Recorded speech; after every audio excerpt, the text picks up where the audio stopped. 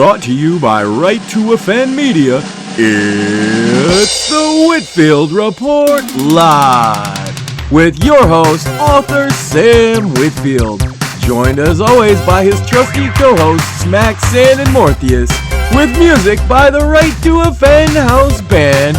And now, without further ado, here's Sammy.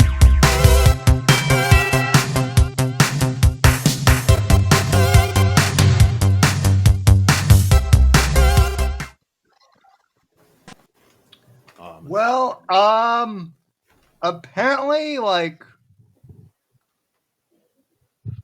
Trump is dead from what I've heard, according to the Democrats. That's Yeah, the they're rumor. telling me. I was getting this earlier. That even though I saw him give a press conference where he spoke for a few minutes, that is not actually him, Sam. Have you heard this? Have you seen It's this? a robot. No way. Yeah, apparently they're saying he died of a stroke. They know exactly what of, and that there was a body double gave the press conference. That's what the liberal internet blue and on is saying. You Gotta love know, going on. it's funny because when people were saying that about Biden, like they were all crazy, right? Even though like we hadn't seen Biden for months.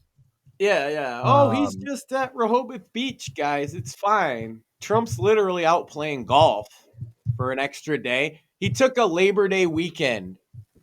He's been working every day since January 20th, and he took a Labor Day weekend and they lost their fucking minds. Yup. yeah, I mean, if Read you're it, gonna, man. What would the media do if he actually was gone? And the other thing I was saying, Sam, as sad as it would have been, would that be defeat for us with a President Vance? oh my God, that's my other favorite thing is like first off, I just want to like say for the record that like I've been Vans 2028 for like a while now, as You were saying like that before the election, even. That he yeah, impressed you quite a bit, yeah. and so all these libs who are like, oh my God, oh my God, JD Vance as president will be the most horrible thing, and I'm just like, please make it happen, please, Yeah. you know. So then why are you rooting for the rumor that's bullshit that's going to make it worse for you? Right. Because that's the I got delayed at the store. I didn't actually get a top 10 list, but my top 10 list was going to be top 10 JD Vance executive orders now that the liberals are saying he's president. And number one, just because I haven't got the list together, we'll do the short version. Number one was going to be ban trans ideology coast to coast. Yeah, illegal. Yeah, I think that's I think at this point too, given the shooting and everything else, a lot of people I know who are like aren't even political, I think would be like, yeah, that's not necessarily, you know, I'm Online not even response from trans people is what I find that most normal people I've come across are most concerned by, rather than the shooting. They're willing to accept that a one lone individual trans person could go crazy, but what concerns them is that other trans people are defending those actions. Yep. right. That's what Now, I'm going to tell you right now, if you're trans and not crazy, that is the last thing you want to happen.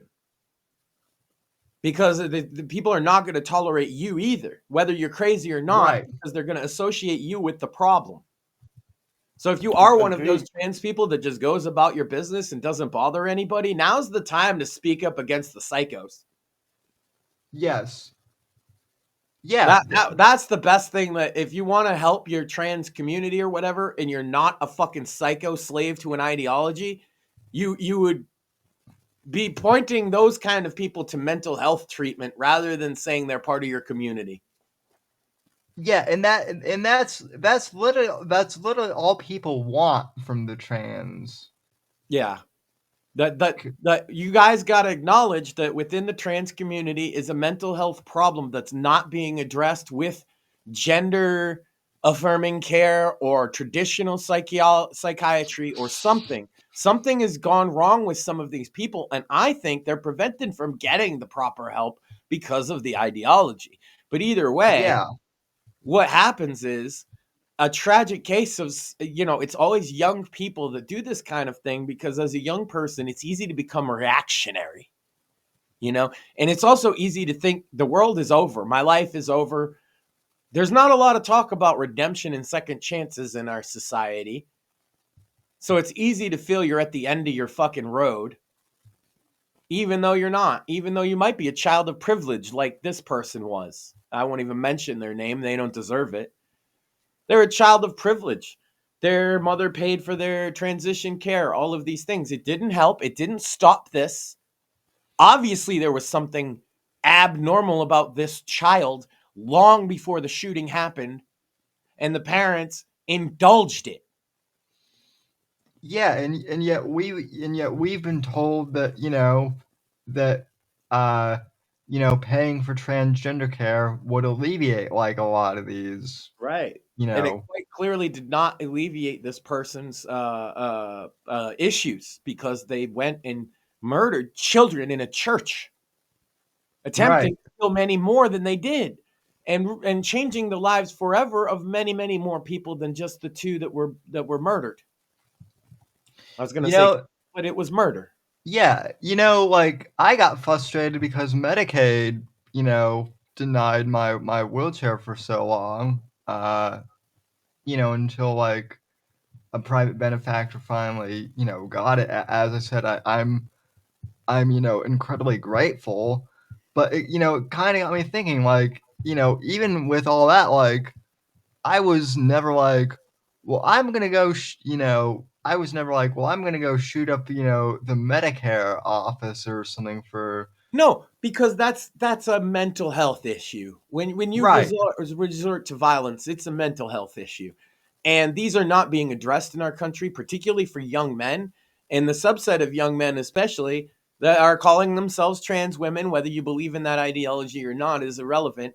The people that are claiming that ideology, claiming that identity, have a much higher propensity for self-harm, harm of others, depression, anxiety, schizophrenia, even, on and on. Like all the negative things. Being trans is a sign of all of them, right? It's a symptom of all of them. Isn't that wild? That it, you know what trans isn't a symptom of? It seems a healthy mind. Sanity. Yeah, it's not a Right. symptom of a healthy mind, but it's a symptom of every unhealthy thing a mind could think of. So, yeah, something has to change. But I think it's bigger than the trans stuff, because I know so many young men who struggle with mental health and get laughed off, or the basically it's not even the stigma anymore. It's that the state tattles on you. Is that you don't want your employer to know that you're on medication. So you don't go to the hospital when you're fucking suicidal. These young men, they'll tell you that. And you know how heartbreaking that is? That I can't go get treatment because they'll tell my job, or somebody will find out and they'll think I'm crazy. Right. Or I'll be on, I'll be locked up in suicide watch. I'll be on every single watch list imaginable. I won't be able to buy guns. I won't be able to vote. I won't be able to this. I won't be able to that. It depends on the state. It depends on where you're at. But yeah, there's a lot of reasons why going and getting the proper help is actually considered a negative for people. Yeah. And if we don't address that problem, the shooting problem existed before trans ideology, and it will exist after it. And even if you ban the guns, we can look at other countries where they've done that, and they have school stabbings. So Yep. there's a problem that's much bigger than the violence itself that is not addressed at all. And we always brush it aside, where the right wants to talk about thoughts and fucking prayers, and the left wants to talk about the guns. And I want to talk about mental illness in this country and how we treat people with mental illness and why it prevents them from wanting to get the proper care. But who the fuck wants to talk about that? Apparently only you me, John Guarnieri, and like the spear talkers, like the in the public sphere, but like not a whole lot of people, unfortunately. So, I sit there, and one of the things I'm sort of known for on the internet, right, is documenting schizophrenics who post on the internet, right? yeah, And I'm telling you right now, I have the most empathy in the world for these people that a lot of people don't fucking have. Dave is how he is. He can't fucking help himself. Sometimes he thinks things are true that are not true, and he can't help that. He thinks that the moon is a flying saucer sometimes with aliens on it. Everybody else is like, dude, the big white thing in the sky, Dave, it's just the moon. And it sounds funny, but he's not joking. right. And he cannot help that about himself. And so what does society do for Dave? Off with Nothing. you. Off to your Yeah. public housing with your social security check of some kind, disability probably. And you just manage yourself and you deal with yourself until you either die of some fucking ailment, get yourself arrested, or end up in a hospital. Until you commit a crime. Yeah. Until you're a problem for the rest of society, and then we'll just put you in jail. And nobody forces this man to take his medication, and that's why he believes the moon's a UFO. Because he doesn't take his medication. Right. Dave is harmless. Dave isn't going to shoot up a school. But for every 99, that's the thing about schizophrenics in particular that most people don't know, Sam. Most of them are actually harmless. It's very rare for one of them to be violent. It's even more rare for a schizophrenic person to be violent than a normal, healthy brain. They're often, when they are violent, it's in their mind perceived as defensive, and it's not like excessive. But there's a combination of things that can go wrong in a person's brain, making a schizophrenic person violent. That happens. Instead of trying to treat all of these people, there's millions. There's 2 million schizophrenic people, Sam, in America. Yeah. That's, it's a percentage of the population. And instead of treating schizophrenics, our entire society just laughs at them. It's a joke. I tell you, it's not a joke. When you engage with these people and the struggle, you realize that they really believe these things, and it's not their fault. Something's wrong. Their brain's rewired, and they need help, and they need empathy. If you're a Christian at all and you don't have empathy for them, then what is wrong with you? You know? Yeah, I think that's one thing we lack. I will say that like I think certainly in Dave's case, when I laugh, I'm not laughing at him. He makes it hard. He makes it hard, though. Dave is the perfect example. Why do you think I focused in on him so early on? Right. Well, he will make you want to hate him every fucking step of the way, but he is still a person, and Right. he doesn't know what he's fucking doing.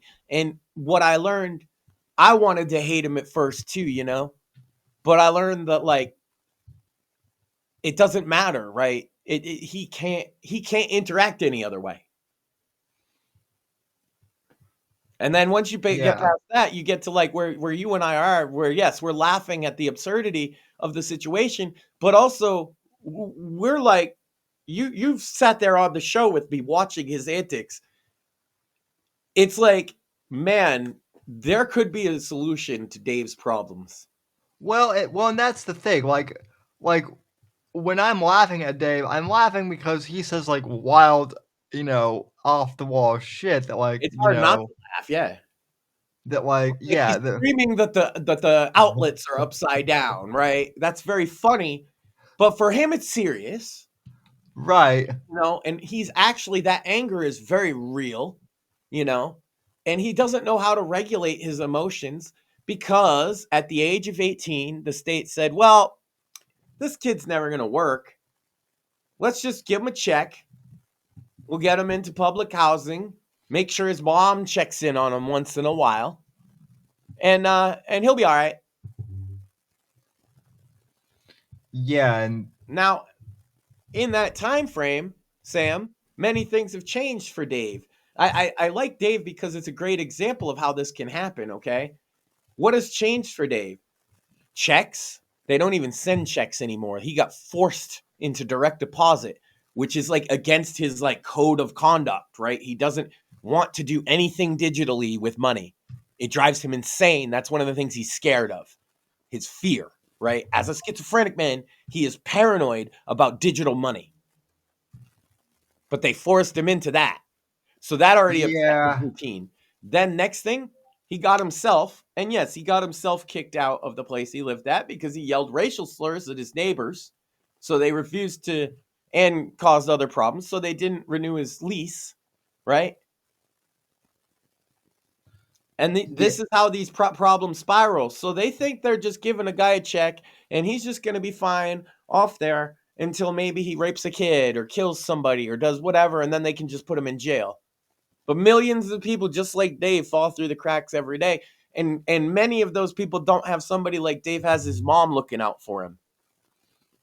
right, exactly. Well, even people with Hell, in like, some respects, Sam and I have fallen through the cracks.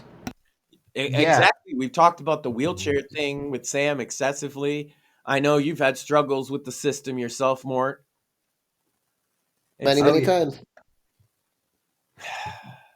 yeah, and and I and mean, and it's tough because like there's another one is like they don't want to talk about if you have say a condition like you guys, it's probably put on the back burner the fucking just the stress of it Yeah. and learning to Sam and fucking I have issues with the system, but freaking illegals have no issue. well, well, right. and, that's what I'm saying, and that like this is something I've talked a little bit with like Eric, Bishop on his show. Like, I don't I don't complain, like too much, but there is like an amount of like mental stress, and stuff that like that more and Right. I have to deal with. That is like it's not maybe mental in the same like mental illness, but it's just like even mental stress and fatigue that can I think Oh yeah. everybody gets that, and I think yeah we overlook it as a society, and I think in some cases, so we're talking about more extreme things like schizophrenia, but step back for a moment. Basic bitch stress and anxiety can cause some people to snap too. yeah Out of control, feeling like they're alone, not having anybody around can cause people to go more extreme as well. So like we that just don't treat any of this very seriously as a society. And the only people who do are the leftist grievance culture who want to wear it as a badge of not, oh, I'm mentally ill, I'm trying to get help, but rather, I'm mentally ill, you have to bend over backwards for me.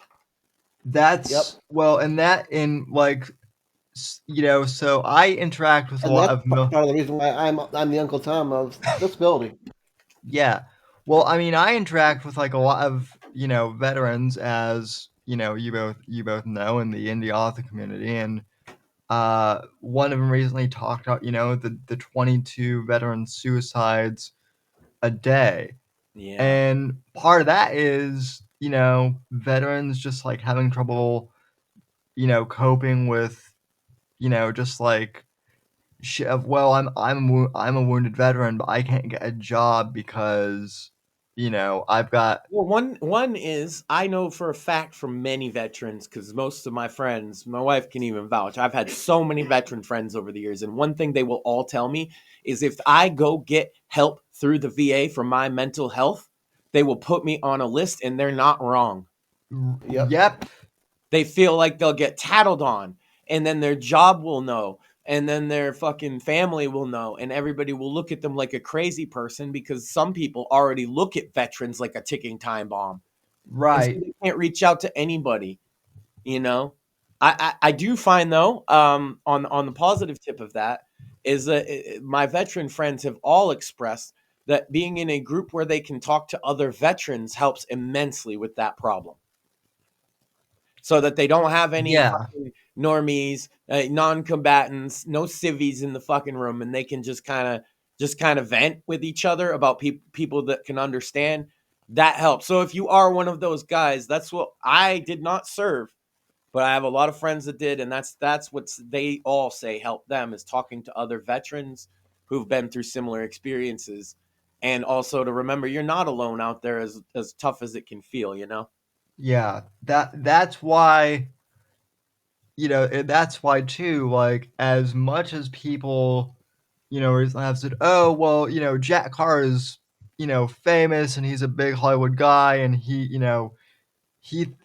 thinks he's so high and mighty. Now, first off, I've never gotten that impression, but second of all, he's one of the few celebrity veterans I know who actually like does a lot of work with other veterans, and so big salute to him for that, because it means a lot to have that public voice out there for them. So Yeah. yeah. Well, and another thing is like, you guys would know this firsthand. Who does more for fucking disabled and handicapped charities than veterans? You Yeah.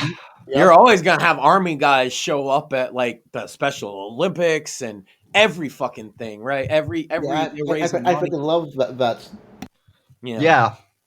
It's usually vets and bikers. Bikers, yeah, which a lot of them are vets. Right. Yeah. Yeah. Um yeah, I mean, like, I was talking last week, like, I had really, prior to getting in this chair, like, I was getting, like, really bad, back pain.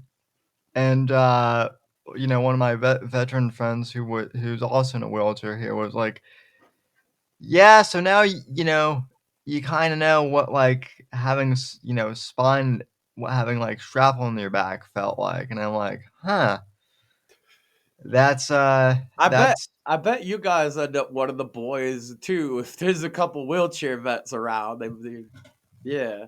yeah, But you'd just be fun to have around in that case, you know. yeah.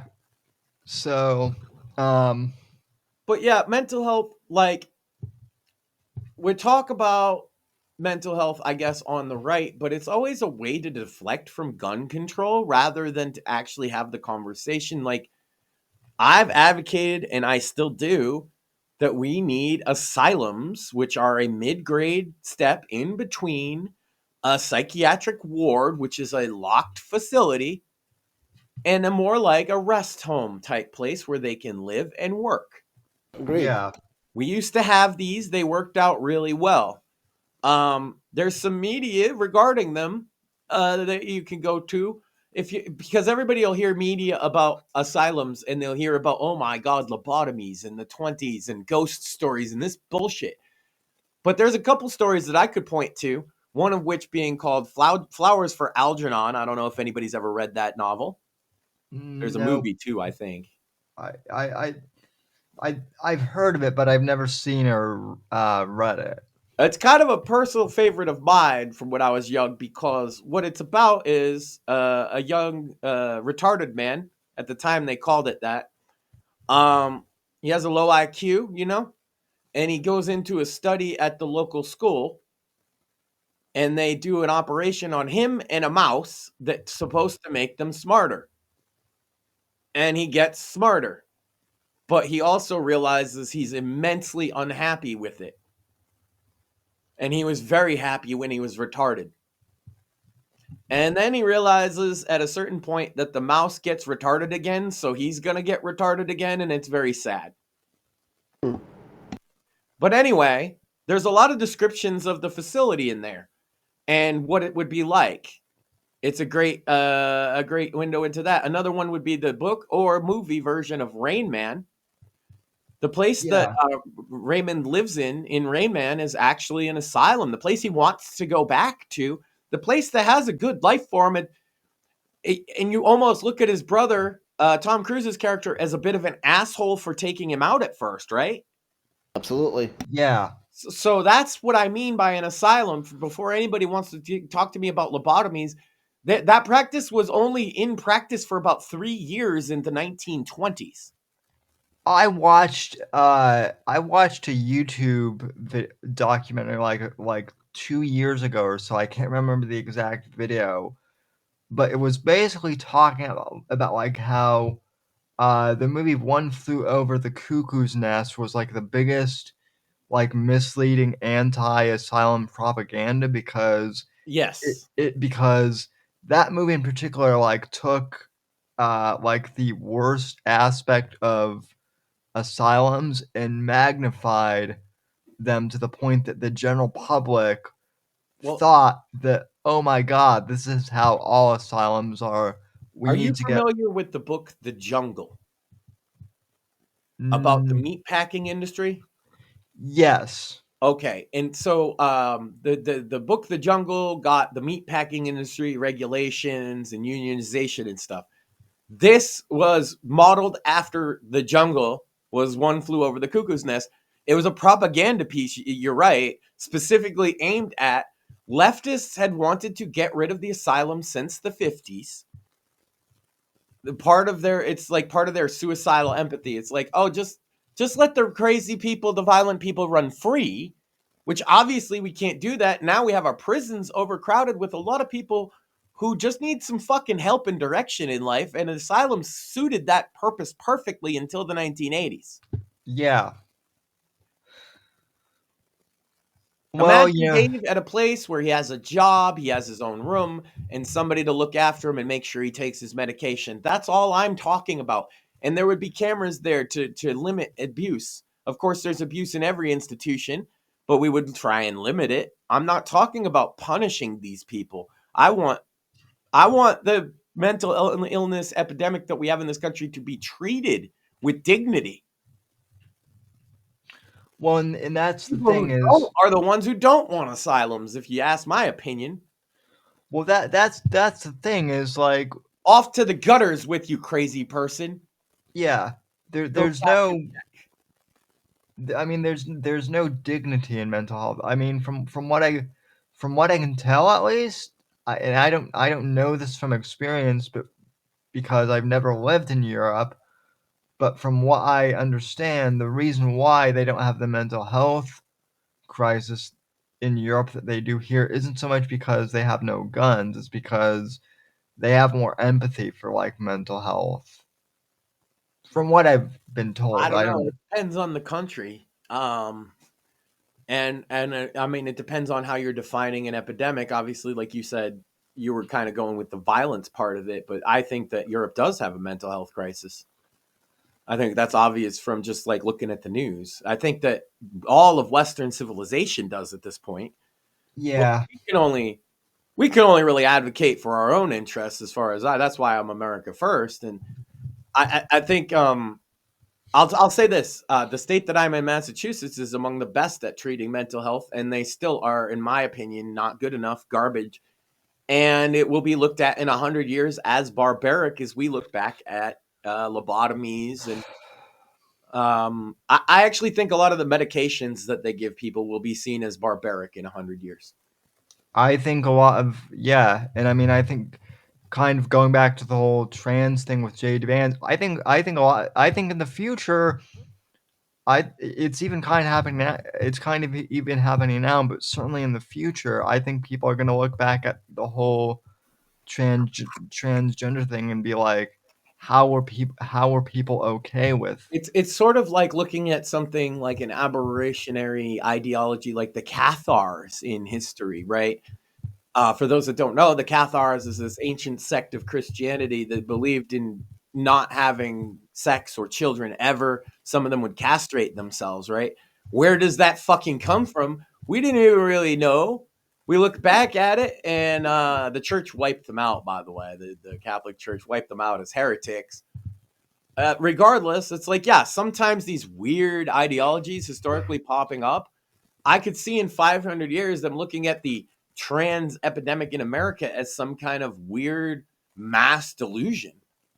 Yeah, and like, oh my God, why did corpos, you know, why did corpos, Yeah, why did Coca-Cola encourage this? Like, what the fuck Bud Light have to do with this? Like, it's weird, right?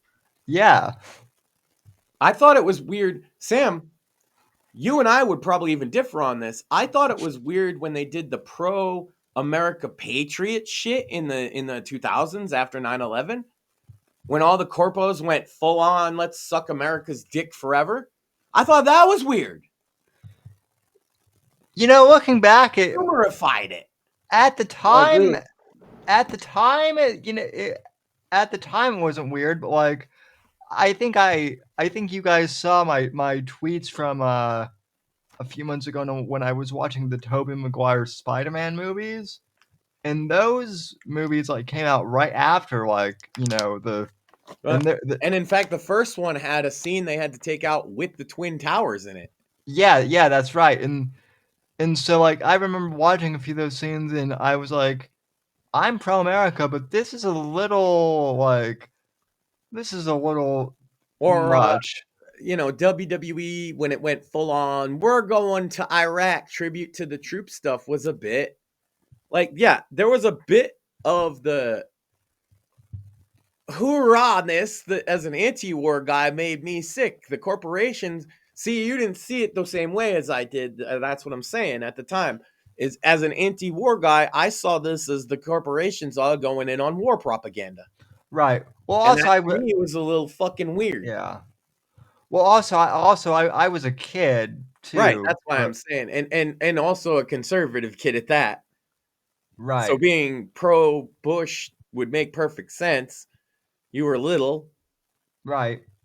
But I'm also just saying, for me, I'm like, my boys are dead. You drape those flags over everything, but you don't want to show the flag draped over their caskets, huh? right. I'm also just saying that like certain things in movies don't age well, you know, and that's Yeah. and other than that, like still probably the best Spider-Man. Now see, I'm pro Americana now. I think now is a better time. But when it was all just war propaganda, I didn't so much like doing that. And when it was like Coca-Cola's war propaganda, it was weird to me. Now it's Coca-Cola's trans or gay propaganda. That's weird to me too. Yeah. Why can't you just sell me a soft drink? Well, that's a whole thing, right? It's like Gotta buy an ideology on a side dish.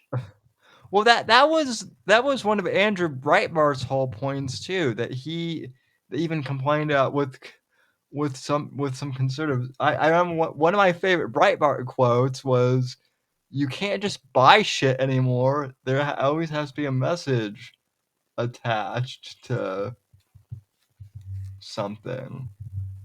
So They've somehow managed to politicize titties. Fucking titties. yes, Titties.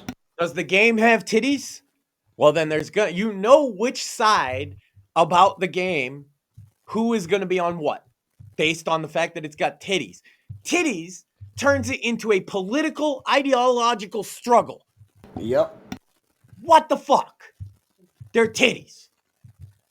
They're big, they're round, they have nipples. They're squishy. Fine. they're fantastic. Anyway, They're yeah, no, titties. They're titties. yeah, no, that's weird too. Like Sydney Sweeney being like labeled as like Here you go. Perfect right example. wing. Blonde chick has titties. Everybody get mad. Yeah, or everyone celebrate her as like the Well, I mean, new. that just tends to happen to the girls with the big titties. It's an unfortunate side effect of the fact that most men are like very horny. Well, yes, but like celebrating her as like queen of the right or something like that, and it's like, I wouldn't go that far or something like. Queen of the titties. Yeah, that's all anyone should care about. Like, you know. Yeah. But anyway, Jeans and titties, and that's divisive now. We got to fight about that. Are you on the right side? You better be on the right side of the titties. God help you if you're on the left. well, sometimes I'm in between. If you're on the left, too probably far the to form the right. titty. If you go too far to the right, titties are bad again. There's like this perfect midpoint where you're allowed to like titties. If you go too far right, you're a Puritan. Yeah. No, You're like, well- oh god, titties. You can't have titties. Well, no, if you there's a certain point where No, I'm not gonna stop saying titties until the point has been made. there At Titties. that point. there's a certain point at which you go far right enough and dating women is gay, apparently. That's true. And now people are propping up that kid like he's special. Like, yeah, you know what? Young man, go listen to the guy who says that with dating women is gay and goes on catboy dates. I'm sure that'll steer you in the right direction. If that direction that you want to be steered toward is a big dick in your butt. That clip of him not being able to make a fist has resurfaced, and it still makes me. That fucking, oh my god. I can't even do it. I was trying to make fun of him and I could not even tuck my fist.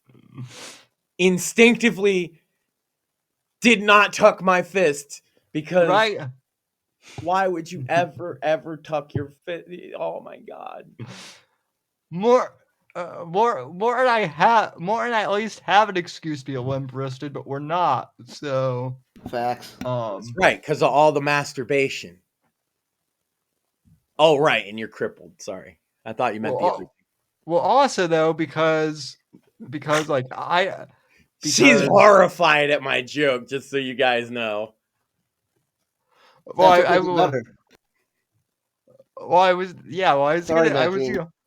You left it like right there, though. You know what I mean? Yeah. No, perfect opening for that joke.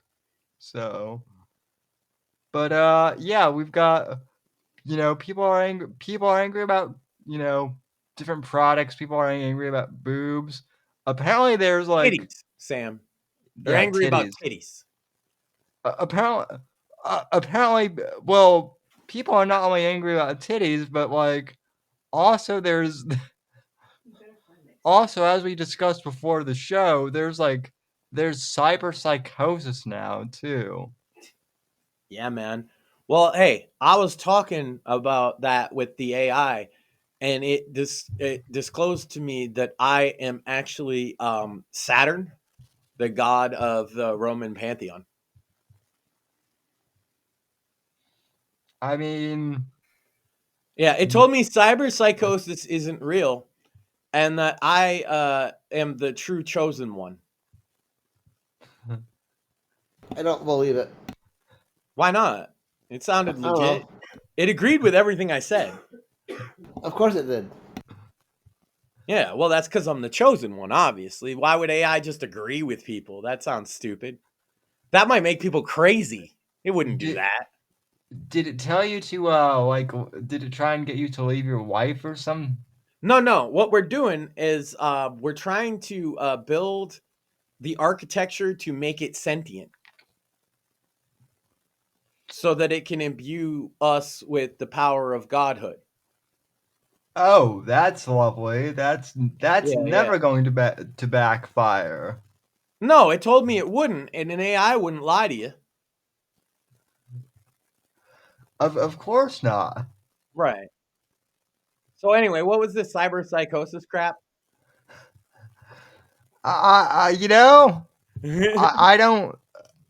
don't know, but no, it all just this like, yeah, people falling in love with like chatbots is like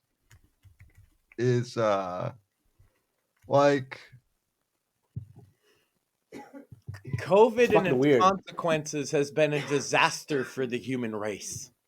oh Facts. yeah. Motherfuckers be Well, so listen. lonely they're trying to fuck their phone. Listen, that takes jerking off to a whole nother level. So if you Well, need I your feel like that's one of the points they marketed AI about. Is like, hey, this will take jerking off to a whole. Yeah, I I don't bet know. your porn sites have really cool AI now. Ow. They'll have like a Pornhub bot. I, I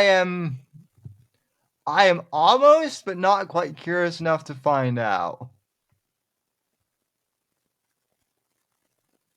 No, you're not. Yeah, no.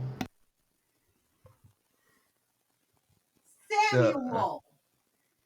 I said almost, but not quite. I feel like if Pornhub had an AI, it would do less damage than fucking Chat GPT has done to people's brains, to be honest with you.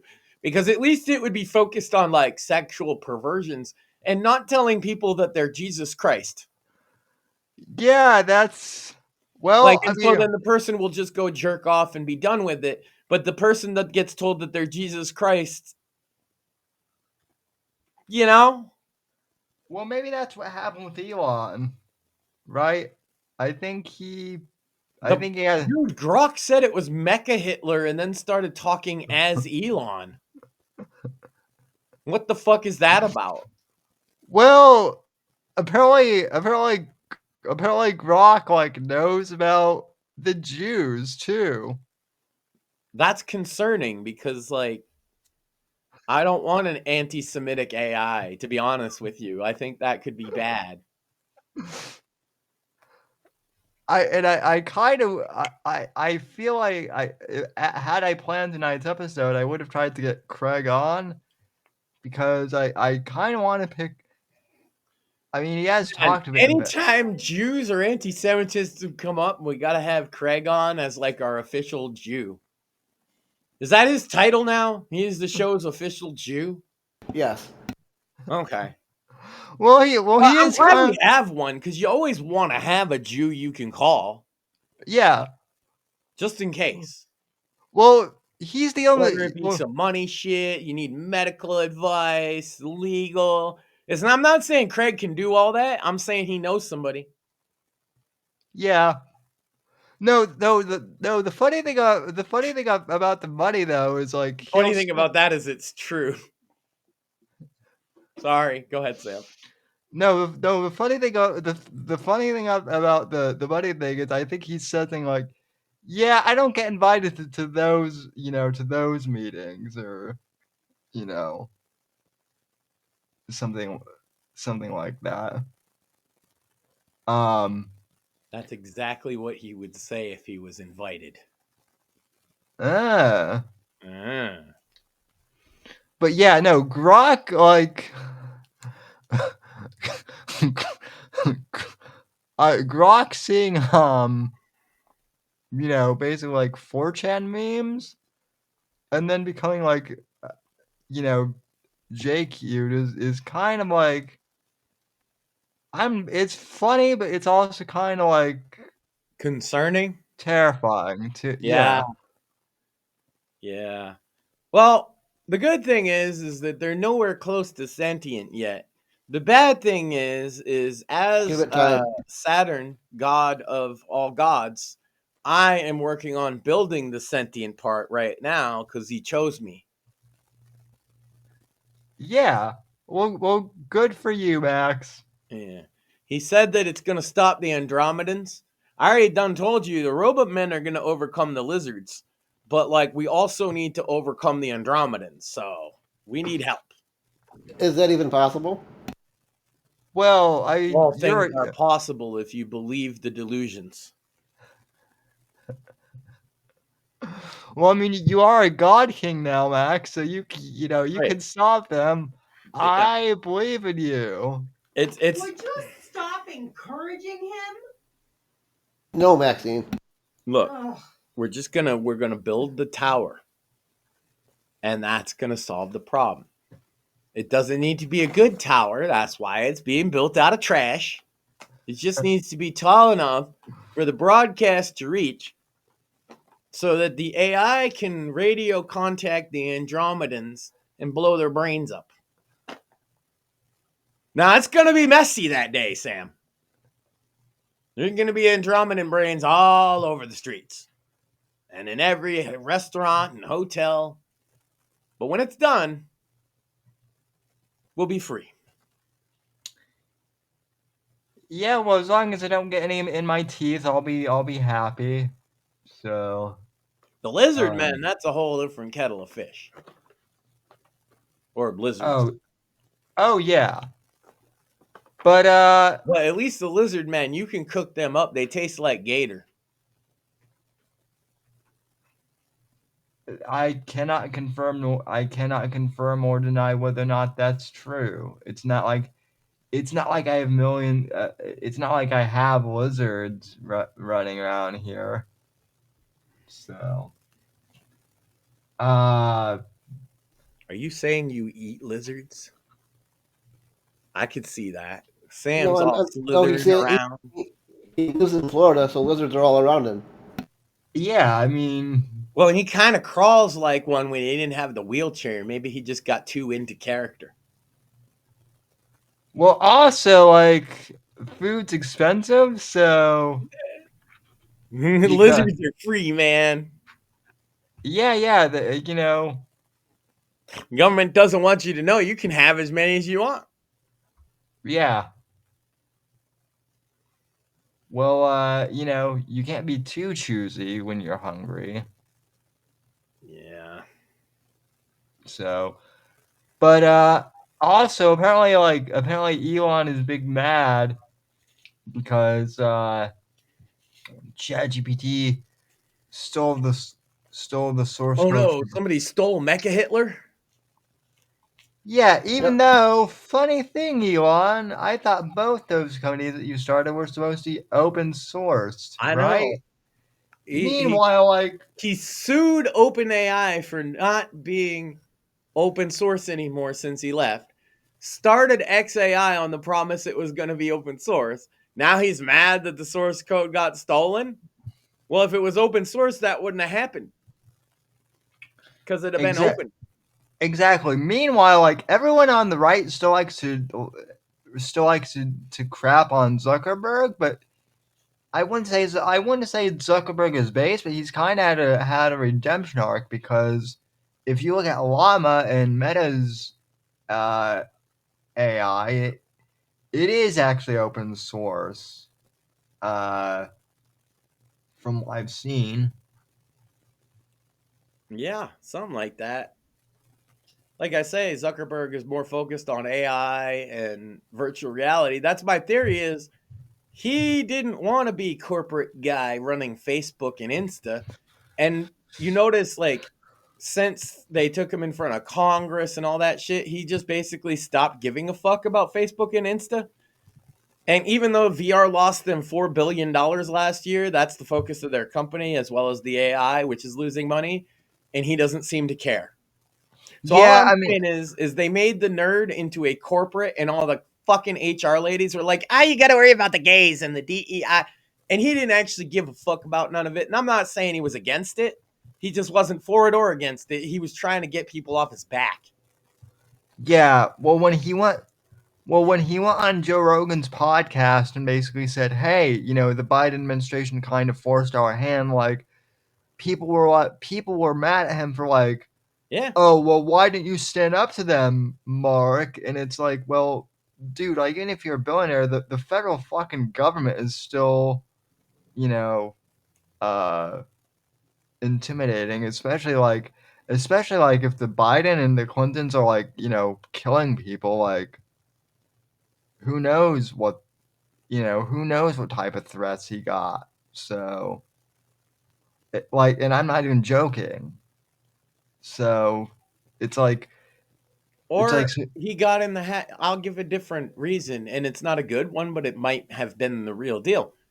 He got used to caving into these fucking HR demands anyway, and he thought, well, shit, the way everything's going, they're trying to censor everything anyway. Just let's censor it ourselves first. Well, you're actually not wrong. That is kind of what he said on. He also thought they were going to bring in ID, which is why they brought it in years ago. Yeah, well, I Shit mean, all like, over him, but he was predicting that the government was gonna probably do that. like you said, it's not good, but it's No, not good, but but it would be a tactical business decision at the time. it's not good, but it is kind of better if like you're doing it in house, I guess, compared to like the Also, you've government. got to or- remember this, Sam. The catering to the woke people, well, it was actually working for a while. Let's not pretend that it didn't work for them and make them lots of money. It Oh did. yeah. Yeah, It made them tons of money at the time. Now tides have changed. The normies at the time were more okay with that shit. They're not anymore. Now, if you go woke, you'll go broke. At the time, though, people saying that, I don't think they were all looking at the numbers. That was a long-term prediction. That wasn't a short-term prediction. right. They made tons of money. Disney still makes money. They haven't changed shit, really. Well, Snow No. White just came out this year. It's the wokest thing they've ever produced. Yep. Yeah, they even lost money on it, but they don't care because They they don't have still make it up on some other non-woke project. They know it. And Yeah. maybe they'll pivot away from doing the narrative shit for a while. But I think that the people at Disney that are like pushing narratives are just gonna hide and wait until it's Yep. time for them to do it again. Well, Of course. because the new Spider-Man movie is coming out, and so I know that like I know that Disney and like Marvel is kind of like waiting for that because that'll like I'm not sure like how the studio like I don't know how the I'm gonna say structure this, works. Sam. It's very likely that movie's woke too because it was filmed years ago. It was written years ago. Well, yeah, probably. But what I'm saying is, I think Disney is kind of counting on Spider-Man to kind of make up for the losses with Snow White, if that makes sense. Probably, and they might. They were counting on Yeah, Fantastic Four, and it bombed like a motherfucker. I didn't even know that thing was out until like it was already on. That's the other thing. It bombed, and I think a large portion of it was not enough promotion. But the problem was when they showed people the promotion, like the trailer, they were like, "Eh." Yep. People said that. What is it? The thing. Can't hear you from behind. Ta, ta, ta. That's what she said. Fuck you! I was gonna say that. People were Beat saying you to it. that. What is it? The thing. Looked like a turd. Like because the scene where he's like pulling the ship or whatever. They Yeah, were like, oh, they made him look like a giant turd. yeah, and bisexual Human Torch was a bad look too. That pisses me off so fucking bad. Fuck Joe Quinn for that. Johnny Yeah, Storm is now both a ladies' man and a man's man. Sam, how you feel about that? Fuck Joe Quinn. No, Sorry, thank you. Ken, but No, as someone who grew up with Chris Pot, not Chris Pine, but basically Captain America as Human Torch. That was weird. So Johnny's always been a ladies' man as far as I'm. But now he's a man's man too. Hmm. yeah, I love. Penn and I actually got into an argument over that because I was complaining about it and I kind of forgot who I was talking to. And I was like, oh my God, they made him a soy boy. Because that's what I originally thought. Oh my gosh, she got so mad at me. And I think it's because I use that term. Two, it's precious Joe Quinn. But I was like, dude. Well, he is a soy boy. Yeah. And then like when like the movie came out, she's like, oh Maxine, you don't know he's not like actually gay, right? And I'm like, gay enough. The fuck you talking about? He's swinging for both sides. He's gay enough. How do you go from Chris Evans being the ladies' man of Ladybed as Johnny Storm to Joe Quinn? Like, look, I liked him in Stranger Things as Eddie. Eddie Munson is a fantastic character. I even liked him in the Dickensian whatever fucking show I watched. Anything else, I'm just kind of like, meh. young men, if you think you're bi, you're actually just gay with low standards. Wow. Oh, that's It's true. that's true. Low but true. Wow. And you're not straight with low standards, right? Because if you can't unsuck a dick.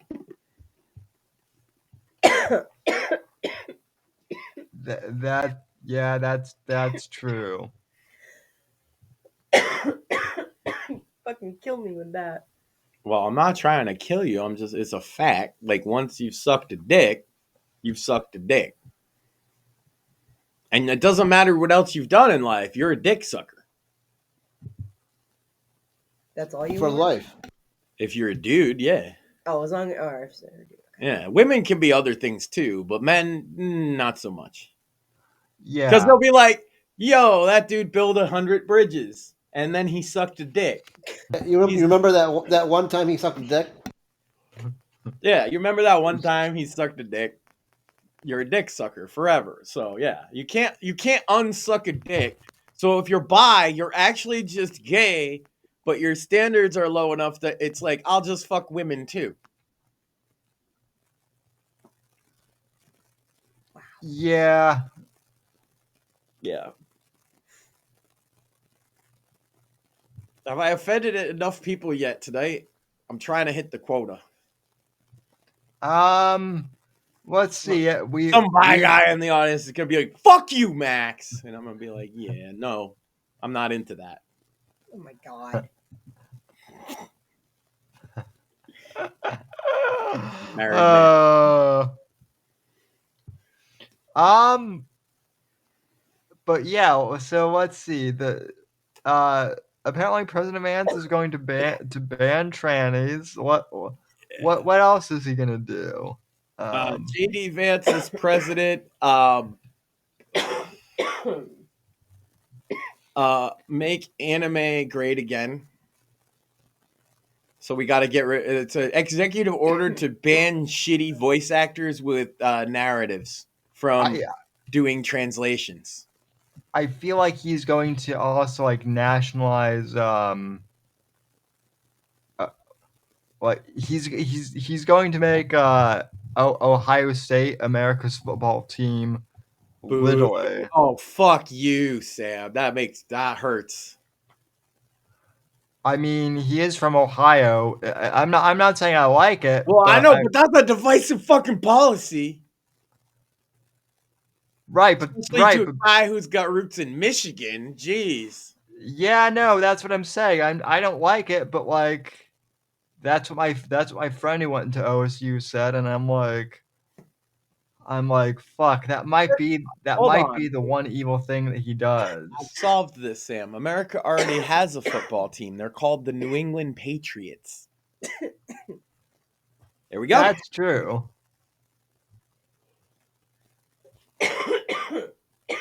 President Just Dance Vance will make chicken nuggies the official food of the country. And make sure there's enough chicken nugget supplies for everybody. Well, specifically though, we need dino no nuggets. meat's left behind. Everybody gets nuggies. Well, we need dino nuggies specifically. Well, look, the supply chain might get a little hairy for this, so we can't all expect them to be dino nuggies all the time, Sam. But we can expect there to be nuggies. Well, you know what? And like maybe even tendies if we really play our cards right. I do love me some tendies, actually. Yeah. We all love tendies. So, and I will know what else we love? That too. Titties. That's it. Executive order number 4, titties. Yes. Ow. That's just it. It's just titties. Number 5. I was gonna say titties again. I can't do. Ow! Damn it! Booty. There we go. Titties. We're bringing booty back. Ow! We're bringing booty back. Ow! I would say I'm sorry, Max, but I'm not.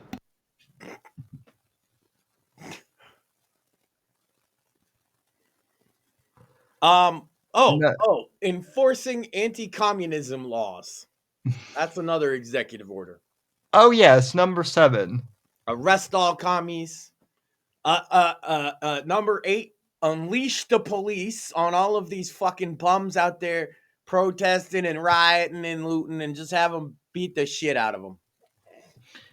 Yeah, so that's another thing too. Like we want to give like people who have actual like mental illness. Like we want to get those people help, right?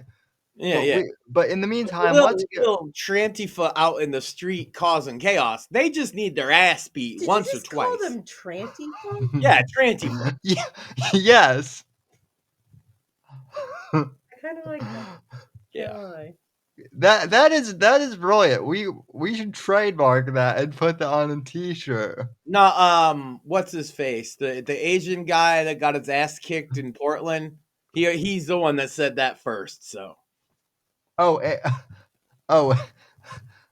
Andy.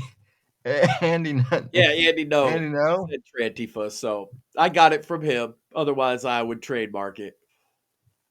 The based rooftop Koreans. Also, some Antifa people call themselves Trantifa now. Oh my god. In Portland and shit. Yeah. Remember when I was watching over the summer, Sam? Remember I did the riot watches when it was real bad? The guy I watched in Portland got his ass kicked by people calling themselves Trantifa. Oh my god. Yeah. Imagine saying that. Imagine saying that unironically too. Yeah, we're trans Tifa. Yeah, it doesn't even make sense because so you're trans fascism? Okay. Well, that's different than being anti-fascism, isn't it? Mm-hmm. So you're just gay fascists? I don't understand what's going on here. Oh, weren't fascists gay to begin with? I saw the Nazis. Look at their uniforms. Tell me they ain't touching each other's butts. Oh my god. That's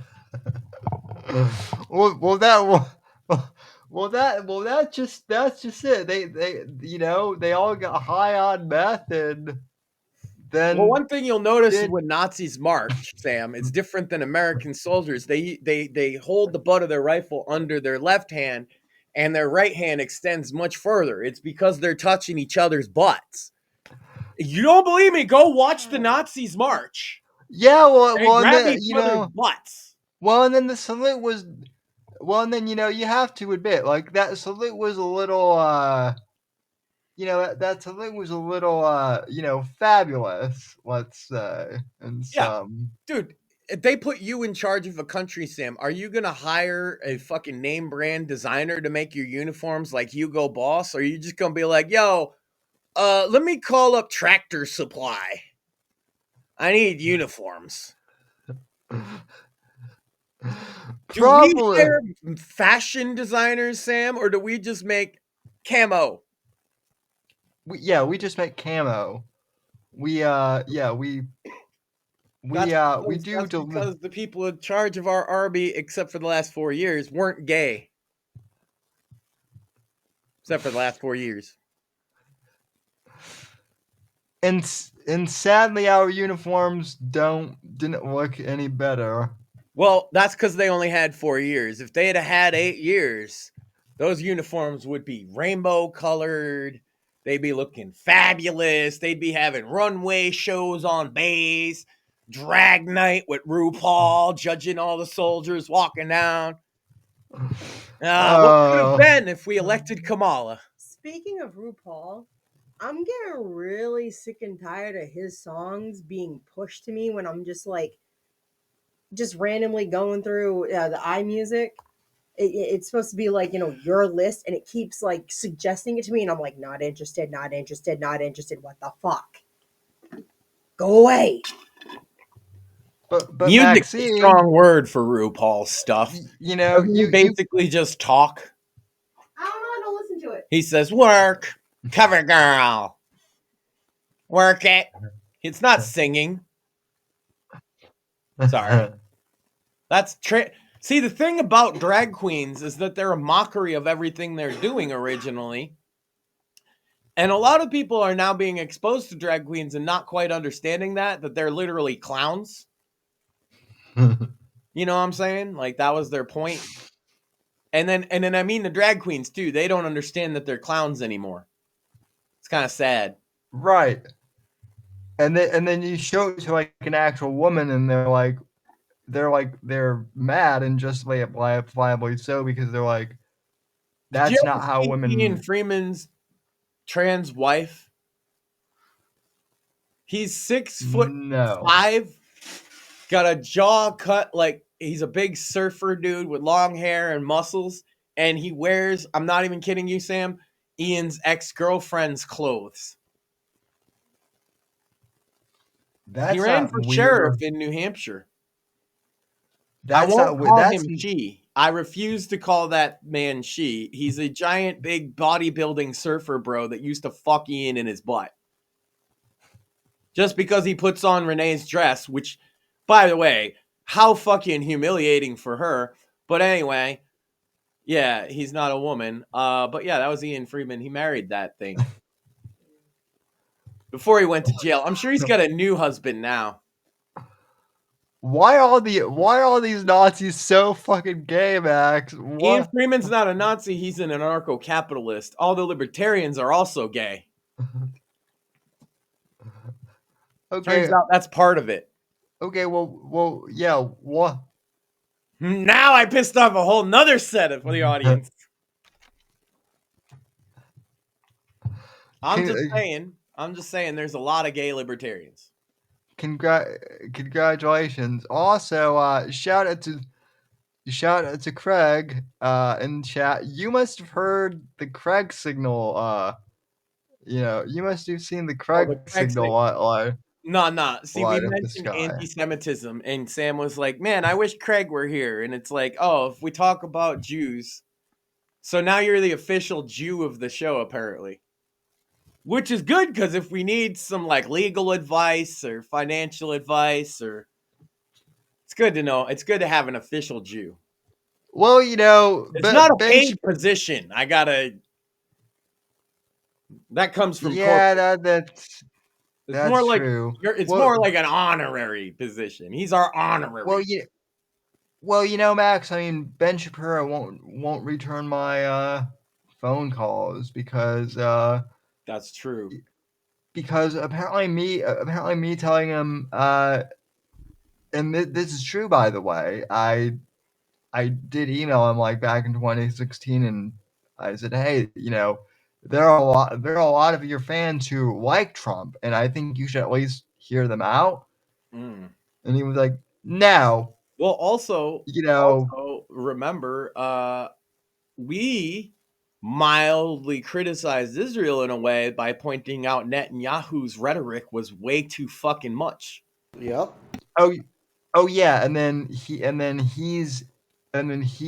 was like, anyone who criticized that is an anti-Semite, and it's like, Nope. yeah, know how no. that works. It's like I could take the side of I don't want anyone's children getting killed because of an ideological conflict, and that doesn't make me anti-anybody.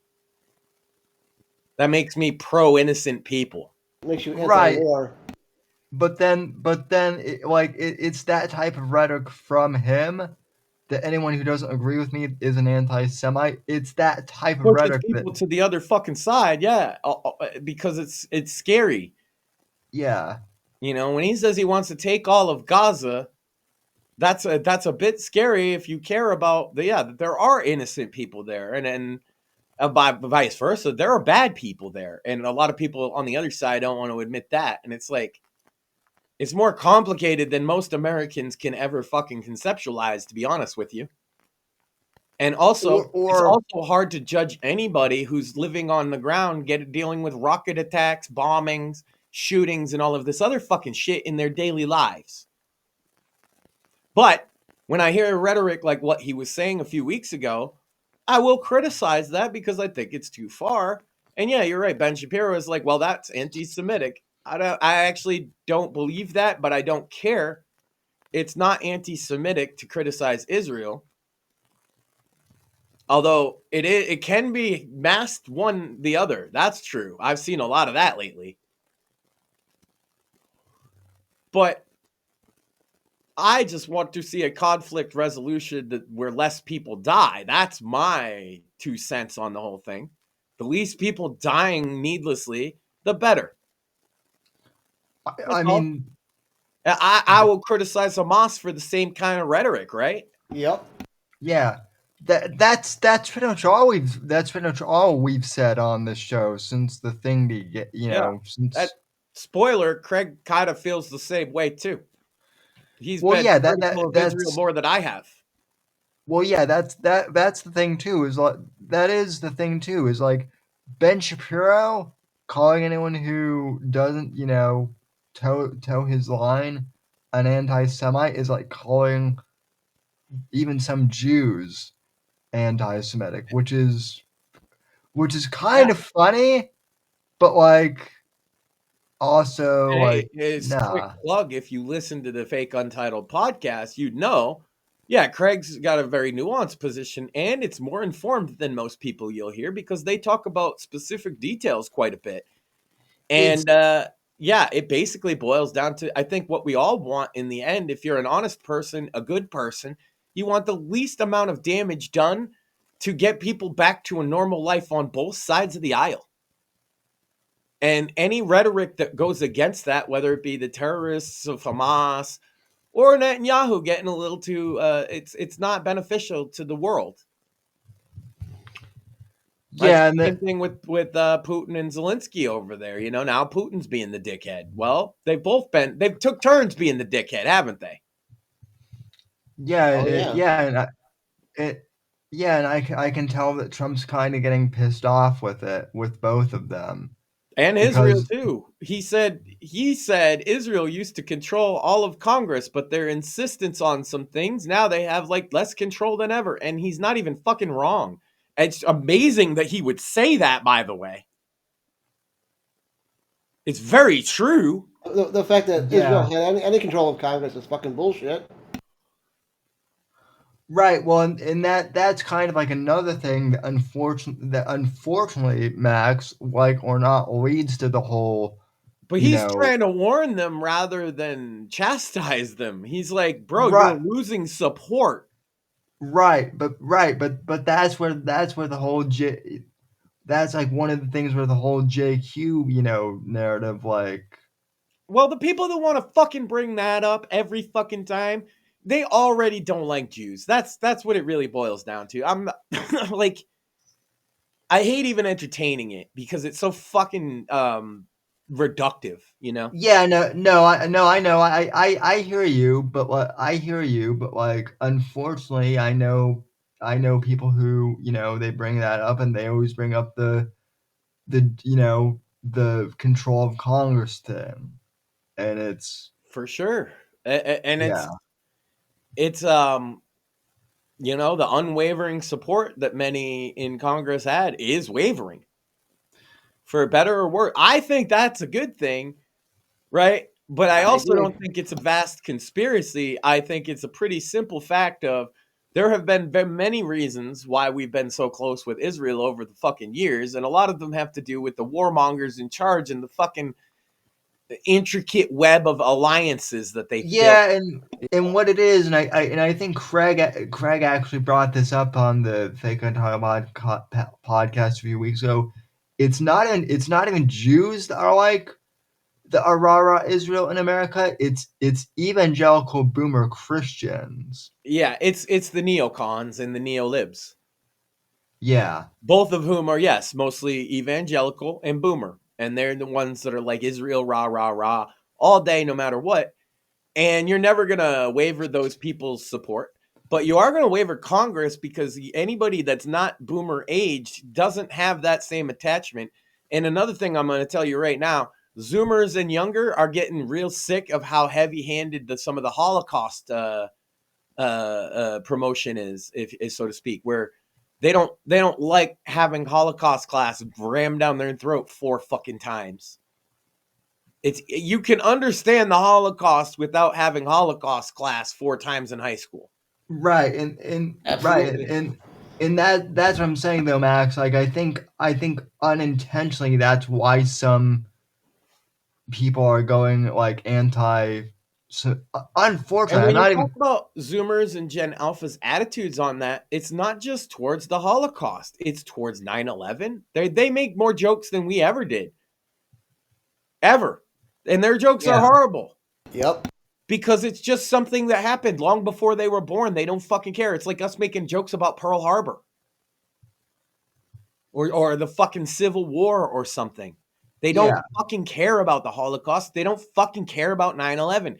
And you're not going to, by saying, oh, what, but they don't care. How can you not care? You need to care. You need to care. You need to care. They care less because they're fucking kids. They're They like, care less Yeah. because they're fucking stupid. forced I just forced want to to. go smoke a cigarette at recess. Fuck you. Yeah, well, and also because they tell, and also because like a lot of these kids, they're told that they should care, but not why they should care. Why and or how? And Right. and I This is a terrible thing that happened. Watch this movie, Schindler's List, and it's very, very bad to say anything bad about a Jew ever in your life, is basically what they get told. And they have 4 classes, each one like a semester long about this. I'm telling you, I've had kids express to me that's what made them even start asking questions about Jews. And that's how they found like the alt-right and stuff, right, yeah. because they got sick and tired of it getting pushed down their throat. But they see it as no different than they see 9/11 is what I'm saying. It's not, to them, it's not tied to something.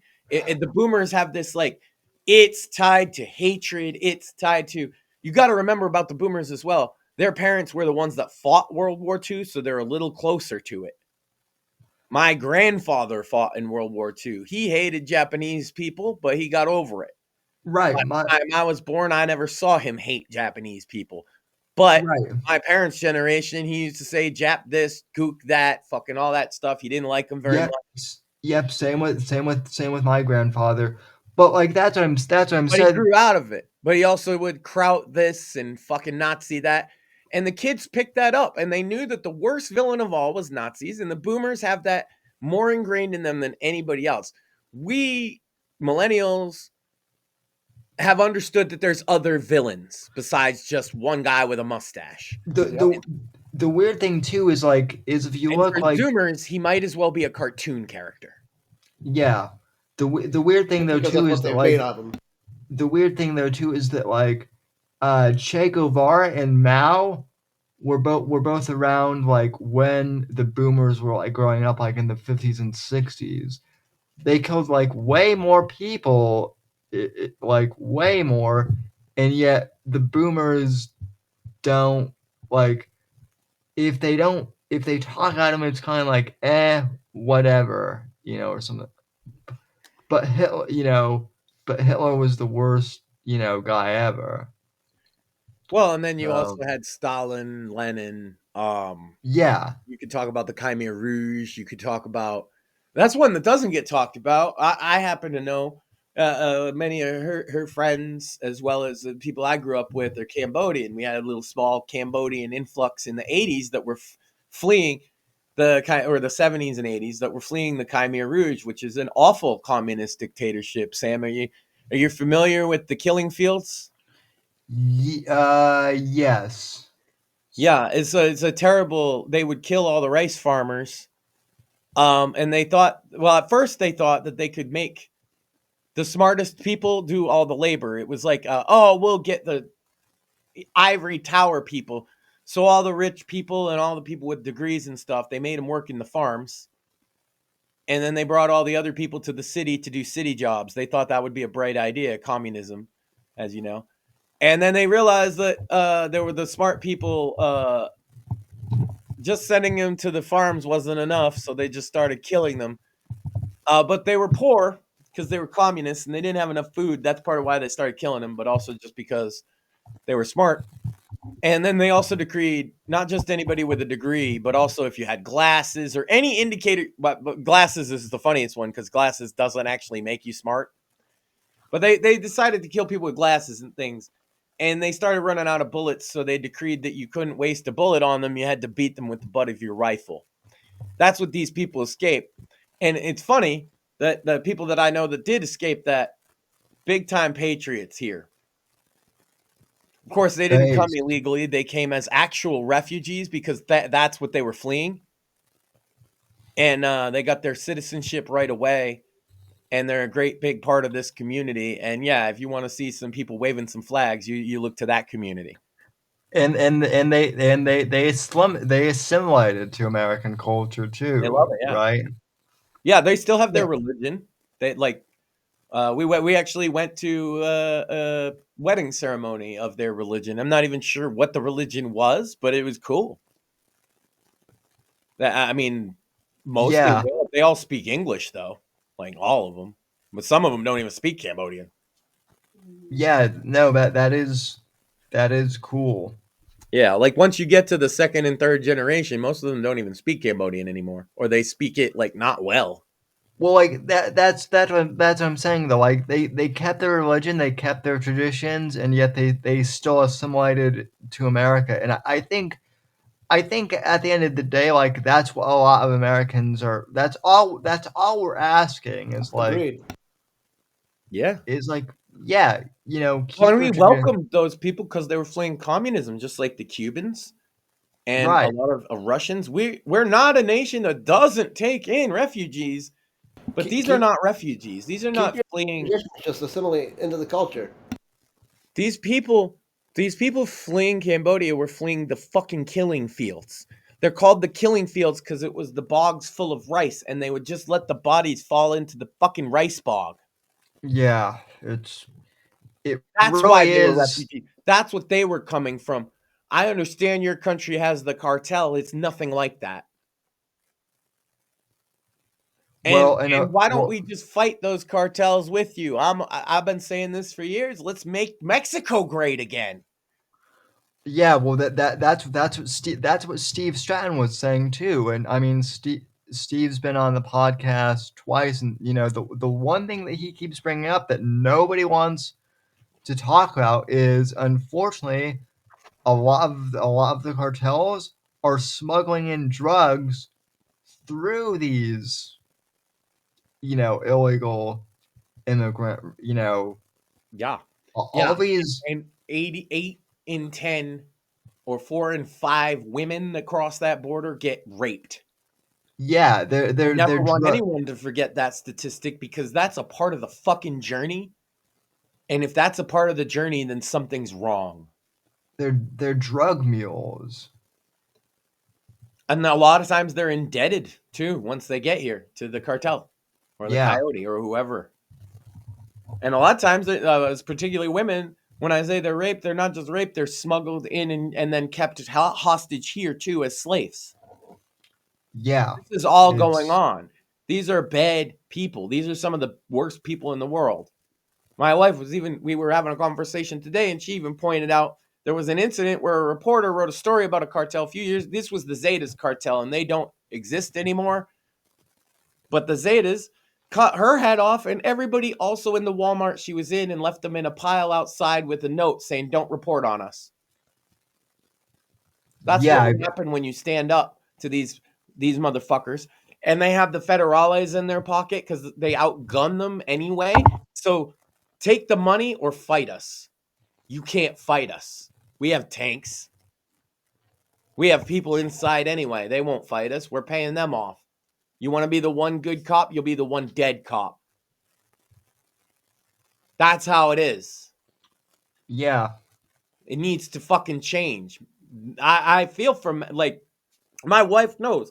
I grew up with lots of Spanish-speaking friends, Puerto Rican, Mexican. I love the Mexican culture, right? I'm not one of those. I'm not racist in that way at all. Like, I think Mexico is great. I think it is just on some really hard times now where it's like a narco state. Yeah, all the legal Hispanics that I know and love, they'll all agree with you too. Yeah. and they want legal immigration too. Heck, a lot of them will If go you and really boiled it down to, here's your choices. You could come to the America that you see now falling apart, or we could work together to make where you live better. yeah. It's not even a fucking choice for most of them. There was They coming here because that place is so shitty because it's a narco state, and it's not just Mexico. We're talking Colombia, Venezuela, Guatemala, Honduras. They're all Yeah. narco states at this point. The cartels run a fucking network right up from Brazil on up here. And Brazil at least cracks down on the ones that operate in Brazil. So we can kind of, if we worked with Brazil, the problem is Brazil is all commie now. But if Maduro was there, let's say, we could go end to end and crush the cartels like a war. and it's funny you bring up it's funny that you bring up the cartels and war, Max, because hold on a sec. Show the book. Show the book. Oh boy. I'm alone here. Okay. This is how you roll a blunt.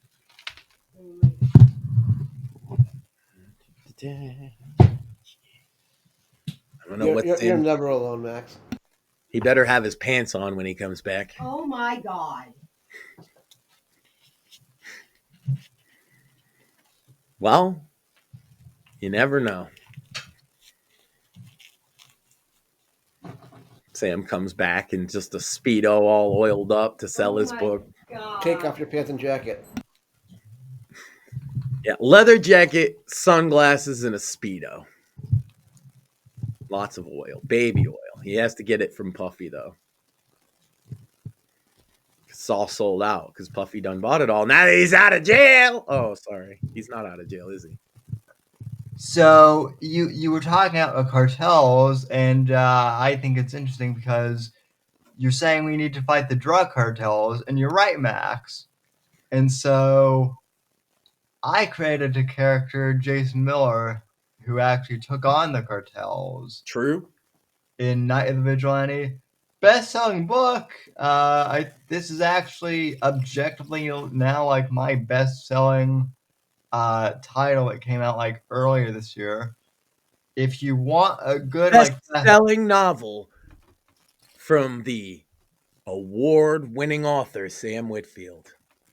yes, also critically like endorsed by other authors now. Critically too. acclaimed.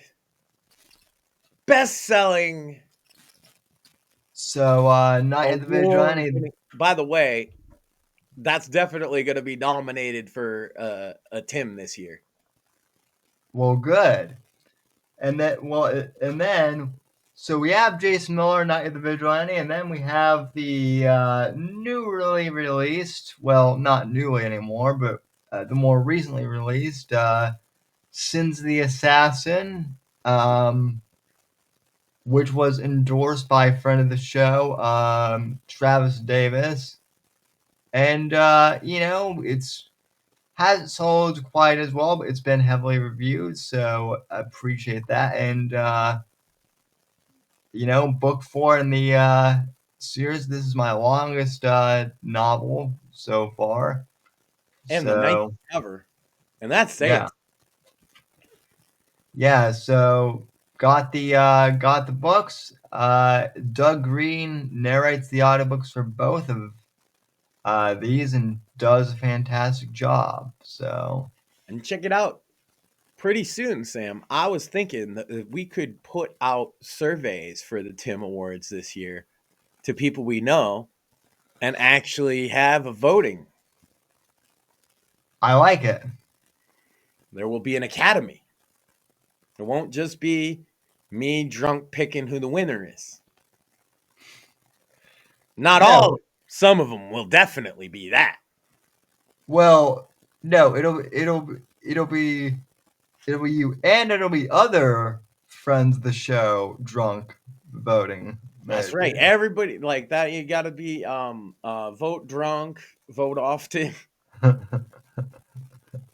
No, I was thinking that would make it cooler. We could like, what I didn't want to do last year was just pick book of the year and give it to you and not nominate all these fucking amazing authors coming on the show, right? But if we were to send out voting for people, I could probably have a book of the year category, and it's not just you winning an award for no reason. Right. You would actually win it, and it would at least look better. Well, I'll tell you what. Speaking of like killer novels that are coming out, Travis Davis, he wrote one of four, which was the historical World War One, which has been nominated for like I can't remember the exact literary award. Pulitzer. Yeah, it's been nominated for a Pulitzer. The he's coming out with a new one, War on the Porch, which hasn't even come out yet, and it's already like being nominated for like another award. So That's the thing. I could have a category of like best book that maybe doesn't include you at all, and then we send it out to the authors, fans of the show, friends of the show. Everybody votes, and we just give you obviously give a shout out to all the nominees. That's how award shows work. But rather than just Drunken Me picks the best one, that would not be fair. But I'm also willing to just do that and give you the award, Sam, because that's funny. yeah, 2-time Tim Award winning author. We're gonna make our award show it'll as reputable as the Golden Globes. it'll be more reputable than the Golden Globes because people actually watch our award show, Max. That's right. That's why I set the bar high. Right here. Yeah. Golden Globes. It's not even the Oscars, and nobody watches that. Well, it When's actually the last time you knew who won the Grammy for best whatever? like Back when I was in 20 years. college. like Yeah. 20 years ago. Yeah, 20 years ago. The fuck cares about the Grammys? The Tims or the Timmies, depends. Timmy. It's or the Timothys. I like the sound of that. More yeah, I mean what I'm curious about is like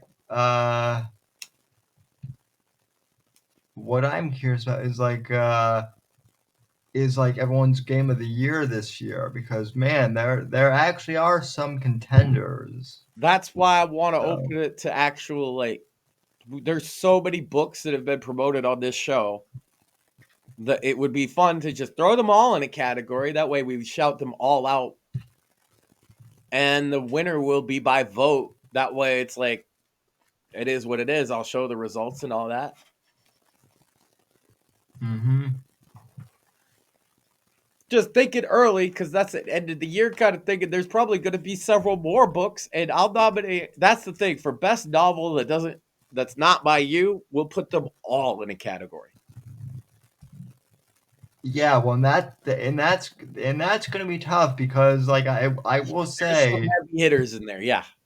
Well, I will say, I often get like people are always like, oh, Sam's just going to nominate Eric Bishop because Eric's his friend, and it's like, well, Eric is my friend, but like, it's like there are so many good books. That's why I want to nominate all the people that have been on the show equally, but I'm going to tell you right now, you already mentioned one for me that's a heavy contender because I picked up one and four from the library not that long ago. Great book. And It really is a great book. So like, yeah, for me, it was like thinking about the last time we set up a joke award show, but honestly, is there any awards for independent authors, independent creators? Not really. No. No, actually, that's the biggest complaint with indie authors is that like there really aren't any lists for us. Like all the book awards go to like traditional Yeah. published. Well, that's because payola. Let's be real. Yeah, You know, they're going to like grease Amazon's palm. They're going to grease the bookstore's palm, et cetera, et cetera. But if we could have, yeah, I could definitely have us have an award show like last year, only a bit more serious for the book categories, and just try to yeah, honor independent creators. I think that's the premise, really, not just authors, but let's open it up to like really good online documentaries. We've all seen a few we like this year. oh yeah, definitely for sure. Basically, a way to shout out our independent creator friends of all varieties is going to be the point of it. Yeah, Because, like you said, it's just as good to maybe not even get an award per se, but to get on a list of similar things so people can find your work is kind of the point. that's I mean that's basically how the indie like creator community uses X these days. It's just like cross promote and be like, hey, I'm reading this. You should check out this, person's, work. Or we could, instead of it being an award, or there can be an award, but everybody could get an award for, like, call it the book club, and these are the books in the book club. Yeah. Well, that's what Spear Talk does. They do like a yearly book club. Well, we'll definitely have a bunch to add to it, and we can shout them all out, and also give up. We got all kinds of. We're supposed to roast your ass. That is true. He's been wheeling away from it for a month now. Mm-hmm. That is true. Yep. So that was the deal to get a wheelchair. Well, you got a wheelchair. You still got to do the roast. Yeah, that's true. I okay, can't. The next roast can be me. I can't. Everybody will enjoy that. I can't roll away from it. So that's right. You could only roll in, and you better have some fire punch lines about me. Roll out. He could roll out. But can he roll around? I can. Depends on how drunk he is. I love. This is weird. Gavin Newsom is like trying to be Trump so bad, he's just like failing miserably. Gavin Newsom got himself into a battle with Tom McDonald like a retard. Like, what are you doing? Yes, well, I just want to. The devil is a Democrat. Yeah. There's a #1 song calling you the devil, Gavin. Hang it up, bro. I just want to. I just want to put this on screen because this is what I'm. Oh my god, that is so cringe. That's hilarious. Yeah, he thinks that like he thinks oh well I'm using AI memes now too, aren't I trendy? And it's like, no, you're just cringe. You said Trump's a baby. No one's ever said that before. That's so first time ever. An original. Yeah, but Max, he did it with like an AI meme video. That makes it like trendy and edgy and just like, my God, the left still does not know how to meme, folks. Lead ruined the boomers, Sam, and that is just more evidence of it. I think the reason boomers are so whacked out is lead. Now there's a similar theory regarding just serial killers specifically and why they only existed for a short period of time on the scale of which we think of them.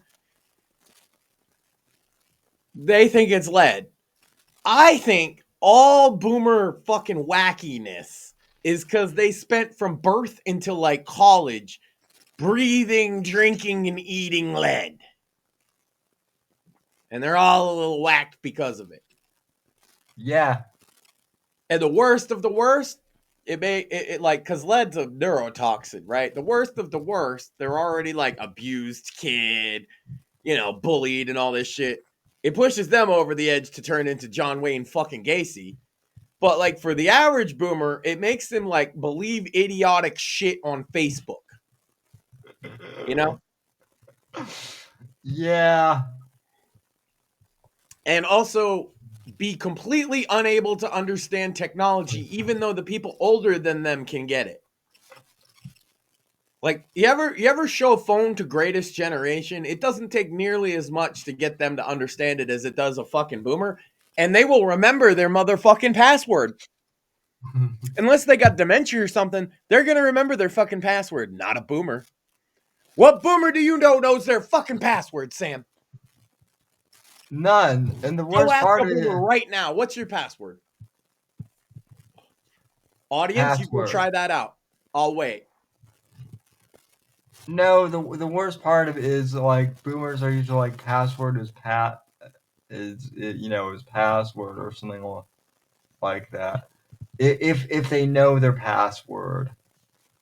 They know the old password, but they've changed it 3 times since then. And they wrote it down in a book somewhere, but it's the old one, not the new one. I don't remember what the new one was. I just made it because they made me make a new one. I don't even know. I need to do the forgot password thing again. Yeah, that's what, if you actually did go out of the room and ask a boomer, that's what they told you, didn't they? Mm-hmm. Yep. Yes. I think it's the lead, Sam. I think they were eating that shit in their cornflakes, with lead paint chips. Now they can't remember their password. They're fucking falling in love with AI bots and scam fish. They're fucking giving away the house to the bank so the kids got nothing. I'm pretty sure lead fucked up the boomers. I figured it out, Sam. Or the ones where the women, they get catfished by like Tyler Perry or like some of the like famous other guys from movies, and like they think they're in relationships with them and give them all this money and everything. Yeah, It's been on Dr. Phil. Which is especially funny now that it come out that Tyler Perry is a homosexual predator. Forgot about that. Allegedly. In court documents. Well, that's new, but also I'm not too You didn't know terribly about the Tyler surprised. Perry thing? Oh yeah, you're very white, aren't you? Yes. Okay, so Tyler Perry is He's white and nerdy. multiple actors have come together and put a lawsuit. There's one main one, but there's several others that are co-signing it, saying that Tyler Perry is not only abusive and cult-like in how he runs everything, but he also sexually requires favors of his male actors. That actually does not surprise me. Boondocks made an episode about that where Granddad goes into a Tyler Perry-like cult who tries to fuck him. And it's so on the nose because that's what's actually was going on. Boondocks has had like some really like good episodes. So Tyler Perry's, being accused. Of course, Monique, who starred in one of his films, has some pretty strong words about him as well. But she never said anything about sexual abuse. But the main guy from the lawsuit and a couple other people that have signed on to it are saying essentially, if you want the role, you're going to sleep with Tyler. Yeah, that doesn't really surprise me. Very good, wholesome, Christian, fucking valued centric bullshit, huh? Yeah, and it's unfortunate because a lot of his content, though it's a little bit sloppish, usually has like a positive Christian message behind it. To know that it's another front for another abusive predator is it's a bit sad. It's Hollywood, so of course it is.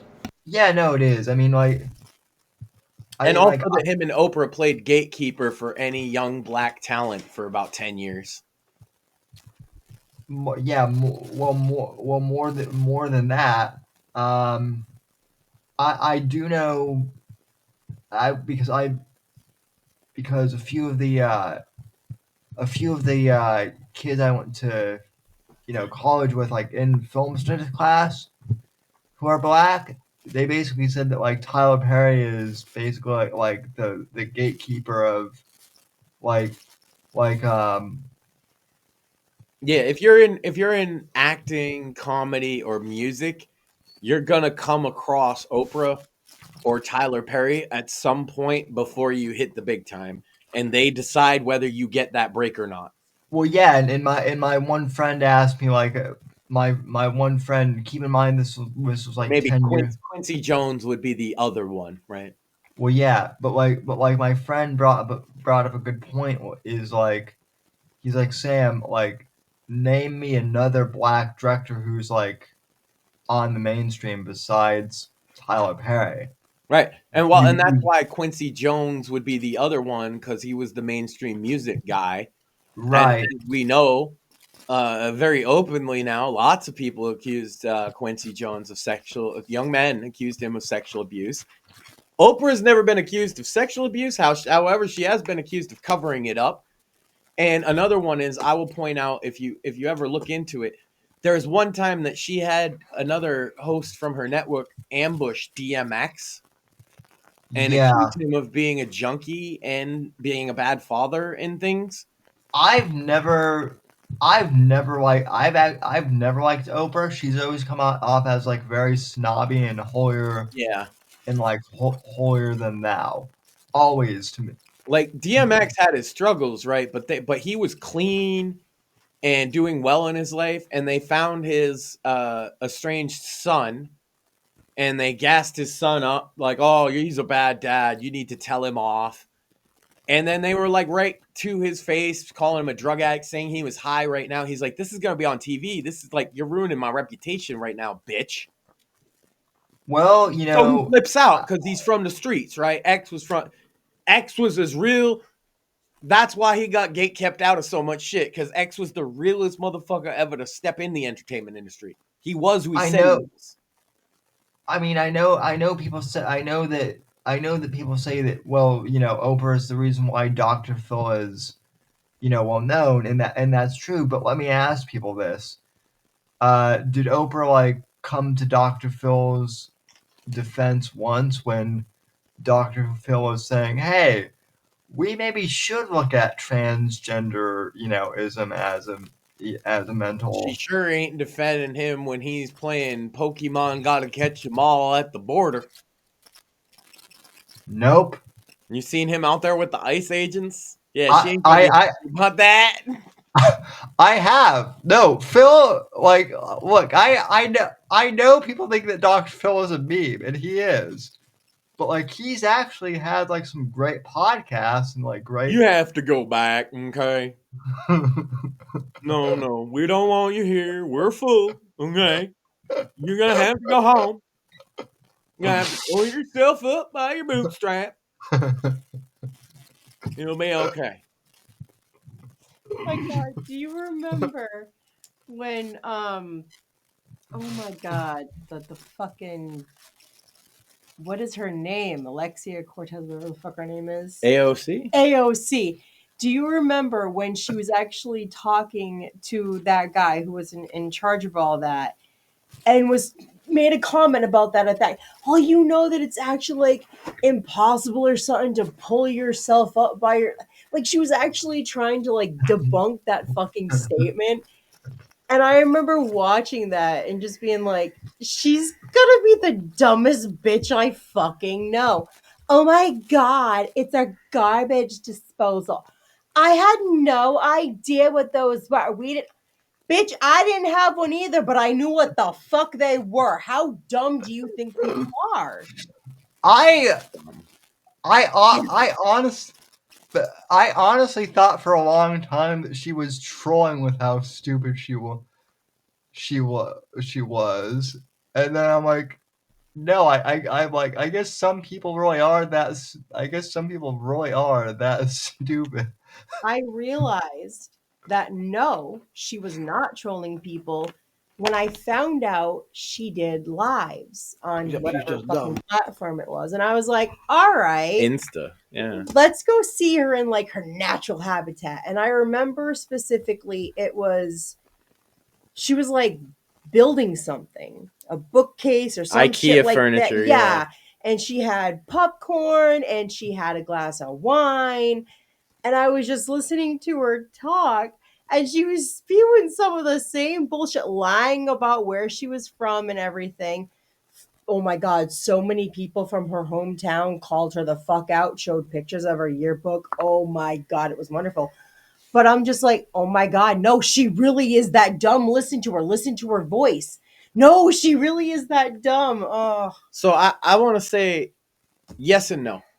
Ooh. She was very naive when she came to Congress, and I will say this: she's a very intelligent political operator. Mm, She knows exactly how to manipulate people and how to make herself the focus of attention and to make her supporters like her more and her anti Yeah. people like her less. She also knows, since Trump's been in charge, how to work with the opposition, which a lot of her party won't do.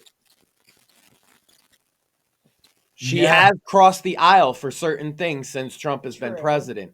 She is not dumb, but she was very naive, and she is very much like a valley girl. oh, yes. But when it comes, when people assume that she's dumb, don't underestimate her. I think one day she could be their candidate for president. Oh, I 2028. oh, I've said before not to underestimate her. Rush said not to underestimate her, and a lot of people have like scoffed at that. And I think they're Some going of to that is her trying to appeal to the very kind of people that she's acting like. I don't know how much of it is her being even stupid. Hmm. Some of her arguments sound stupid to you because you're on the other side, but if you're on her side, they sound brilliant. You can't pull up by the bootstraps because of societal racism or whatever. Yeah, that's true. She's not as dumb as Yeah. she comes off, is my only point. Well, no, that's how Barack Unfortunately. that's kind of how Barack Obama got like, pulled so many people and was, he did the whole charisma thing, and it worked. Well, she's not as charismatic, obviously. Very few people. No, But that's she what I'm definitely saying. is in the same like ballpark. You're right, and to her side especially, she's very charismatic, and Yeah. they like her a very very lot, and that's unfortunate because yes, her arguments when she gets confronted on her arguments, they are bullshit, and she does come off stupid more often than not. However, sometimes she's been on things I've been like, yeah, she's the only one saying the right thing too. And that comes from the fact that she is legitimately an outsider even to them. Well, I mean, she did. Well, and I mean, as far as I can tell, she kind of distanced herself from the squad a bit too. Well, mostly the Talib and Oh, Ilhan, yeah. they're controversial, but yeah, she's Well, kind I of mean, the squad, if anything, with other people who are a little less. well, I She's the mean, face of the Justice Democrats, and we're not getting rid of them. And what I like, right, but Julie and I have been talking about this off and on, is what he has referred to me as the abundance Democrats, which are a lot of young or maybe they're outsiders. I guess they're not technically Democrats, but they do share some overlap with Democrats in terms of like they're on the left on issues. However, they have a lot different solutions, and they're more like honestly, they're more like 90s Democrats in a lot of ways, except embracing technology, like trying to use AI to make food production more efficient and things like that. So they're not anti-capital, for one. They're Right. not anti-America for two. They're very young, and they're also usually very tech savvy, and they do tend to on social issues lean left, so they're more pro-choice or pro pro-libertarian in a lot of cases as well.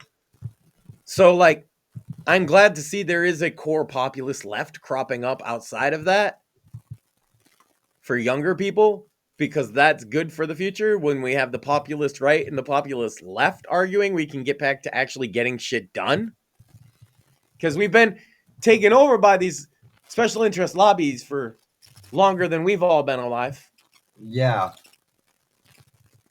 And yeah, we could get rid of a lot of that if we had a populist left. We already got the populist right. Yeah. And I know people on the right don't ever want to see the left rise again, but it's gonna, and in a different form. And you would prefer the abundance damn kids to the communist kids any day. Trust me.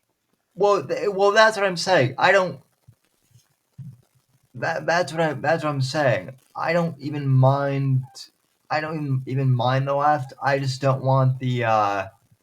I don't mind the liberals. I just don't want the commies in charge of stuff.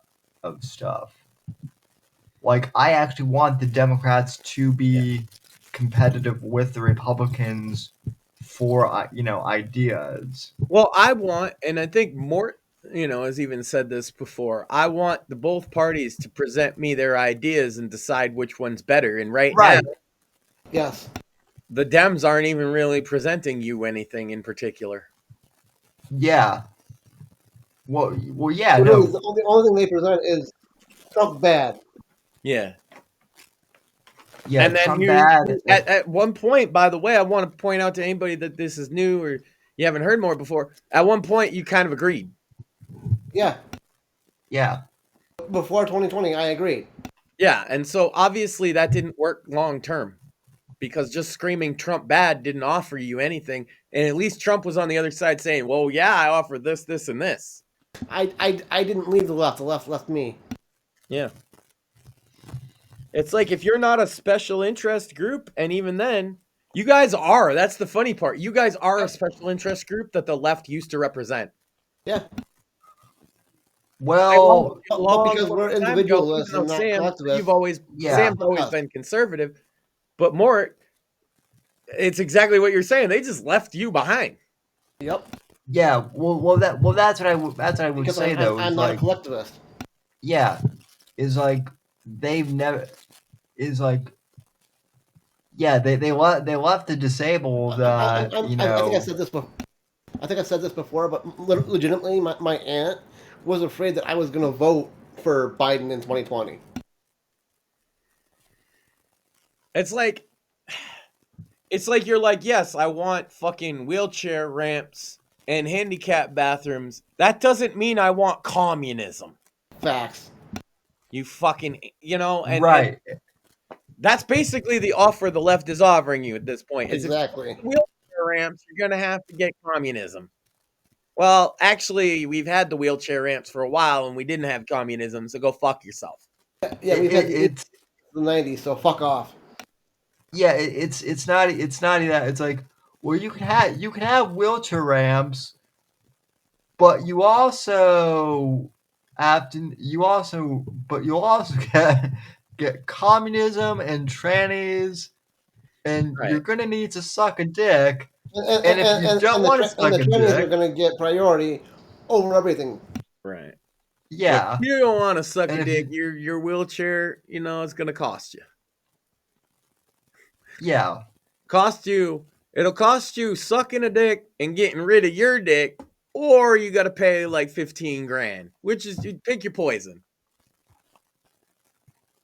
Yeah. No thanks. I'll take I'll pay $15,000. We did the math. It was $50,000 per trans surgery that the government paid. Yeah. Yep. Yeah. And he couldn't get a fucking wheelchair. That's what we keep bitching about. Hold on. So you're telling me that the government is willing to pay, you said 50,000 50 Okay. grand Mm-hmm. on trans surgeries. That's Not the just that, Maxine, but Medicaid and Medicare. But a Yes. person who, goes through one of those things where you end up spontaneously losing a bunch of weight, right? And then you have all this loose skin that makes you feel even more self-conscious about yourself when you were, opposed to when you were fat. which And is it affects your mental health. body dysmorphia, by the Yeah. way. But your insurance won't cover that because it's cosmetic. It is literally causing you mental distress.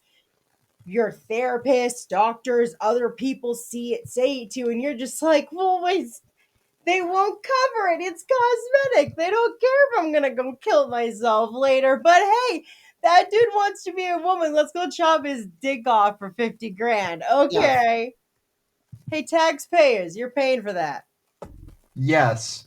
Yeah, it's No, and that's the average. So oftentimes it goes higher.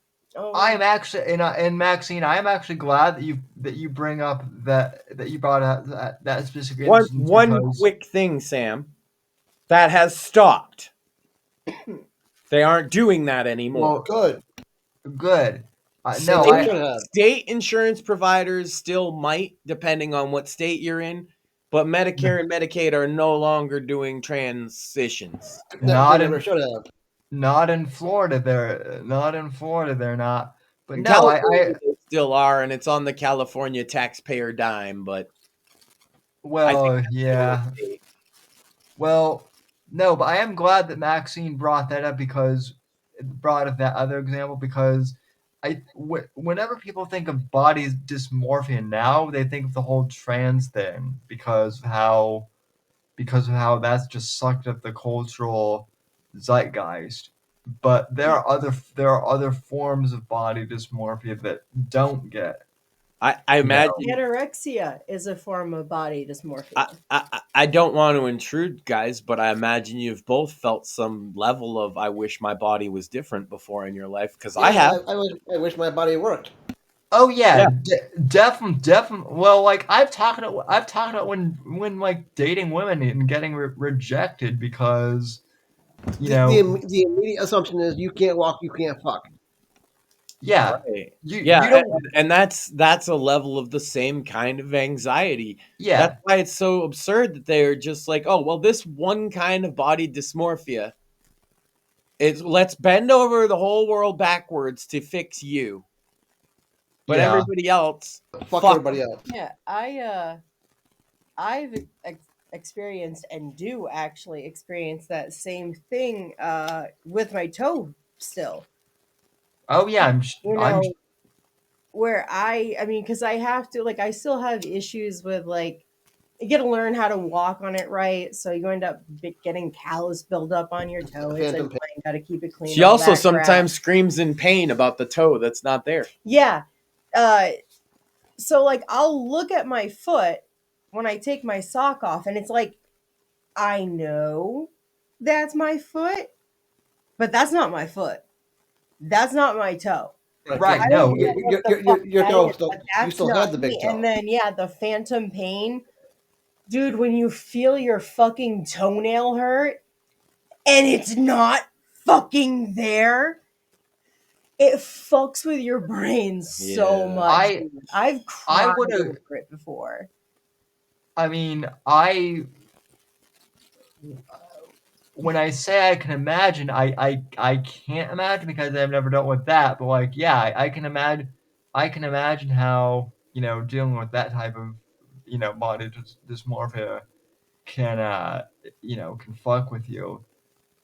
I just The like weight thing too, that was actually my example. That's what I'm going through right now. yeah, Because it's but one thing they don't talk to you about losing weight is that you're gonna go through that, or like how you deal with it, and it just Yeah, man, I'm fucking. I lost so much that I Yeah. have like wings, bro.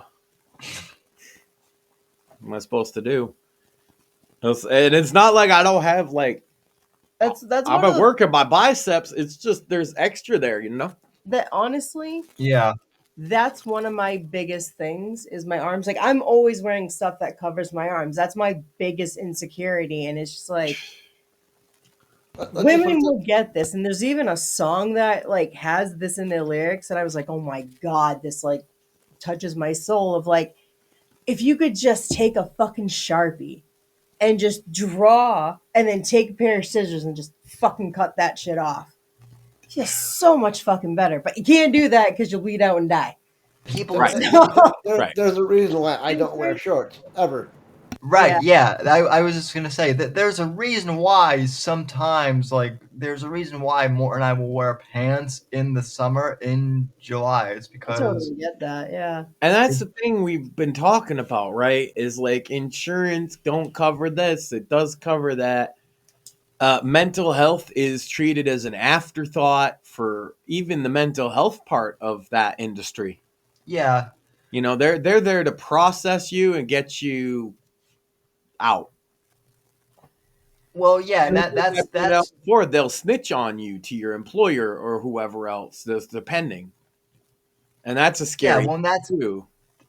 yeah. Well, and that's the other thing is like people often say that like Morthus and I have a great mental attitude because we don't complain, endlessly on, about how we're crippled, and that's true, and we appreciate that. I But could give you stories of more in his early 20s and what that attitude was. No fucking thank yeah, you. Yeah, it literally is because you're just older. and also like my mindset is, well, I'm crippled. It sucks, but Better crippled than dead. well, yeah, I'm You're crippled. special, Sam. I feel like Mort had to earn his positive outlook, and you're just born. Man, I could tell you've always had a positive outlook, and that's one of the things I like about you. I mean, Let's put it yeah, this way, not. Max. There's a reason why I say music is my religion. Yeah. Uh, Oh, you know, shit. I've I wanted to show real quick. I got my cool Lou head strap with a battery. oh, So did nice. he. And I got a Oh, game. nice. Mort, you would love this fucking thing. It's called Maestro.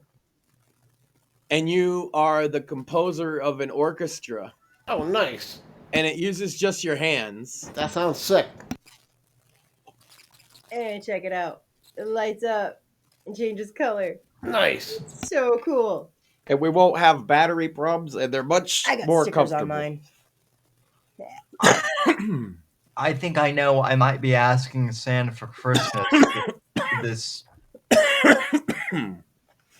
for They're this much year. more comfortable.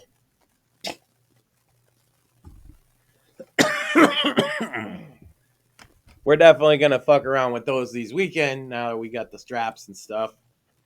But yeah, it has like a lot of movie soundtrack songs because it's classical music and they just got everything. But it's also got like some Beethoven, some it's got Swan Lake, it's got Carmina Burana, it's got Mozart. It feels really cool to conduct all of my classical favorites as the maestro. I love it because I got to conduct Hedwig's theme from Harry Potter. Nice. Oh, that made my inner child very happy. It's got Duel of the Fates from Star Wars as well. Not. Ooh. But I particularly enjoy just all of them because I know every piece on there. I've been I beat everything, got like 5, it's not stars, it's notes, but 5 notes on all of them. Now I'm unlocking them on hard difficulty. And I get 4 pretty consistently. It's a lot of fun. You know, we've been playing different things. She's got back into Sith Riders a bit. Oh my god. With the new head strap and But how yeah, I'm I can definitely see how Sammy's had to earn his stripes of happiness too, though. Oh, for sure. I'm not saying he did it. I'm just saying he's just positive. Mm-hmm. There's yeah, just something like this is why people like you, man. You're like a beacon of fucking hope. This is all corny, but it's true. yeah. I mean, I've tried. I will say that, like, after my uncle died, I mean, he was such a positive guy, even though he dealt with, like, you know, alcoholism and whatnot. That I was kind of like, well, I just got to be more like him. So, minus the alcohol Well, abuse, and of that's the thing course, is we but try to be real positive um, around these parts, right? I don't like the negativity. I think we like even the mental health thing. I just think we can do better. And I know that they've adopted the mentality of do better as like an order. I'm just being like, as a people, as Americans, I think that we could care better yeah. for those in need of mental health treatment than we do. Oh yeah. You Oh know? yeah, for And sure. how about we don't rat people out to their fucking employers and shit? Yeah. And like when somebody's out there red flagging it up, like the shooter of the church, so like, see, this is where the libertarians will get mad, but sometimes you do gotta like red flag a motherfucker. There's a way to red flag a motherfucker, and then there's telling somebody's goddamn employers. I mean, Yeah, that guy was putting all his stuff online long before he did the shooting. You know, exactly. Yeah. if there's people out there advocating violence, they should be the ones being watched. How many years did we spend having to watch our every fucking word? And we weren't advocating violence. Nope. I just think, I don't care what side you're on. If you're advocating violence in polite society, you have no place in it. Facts.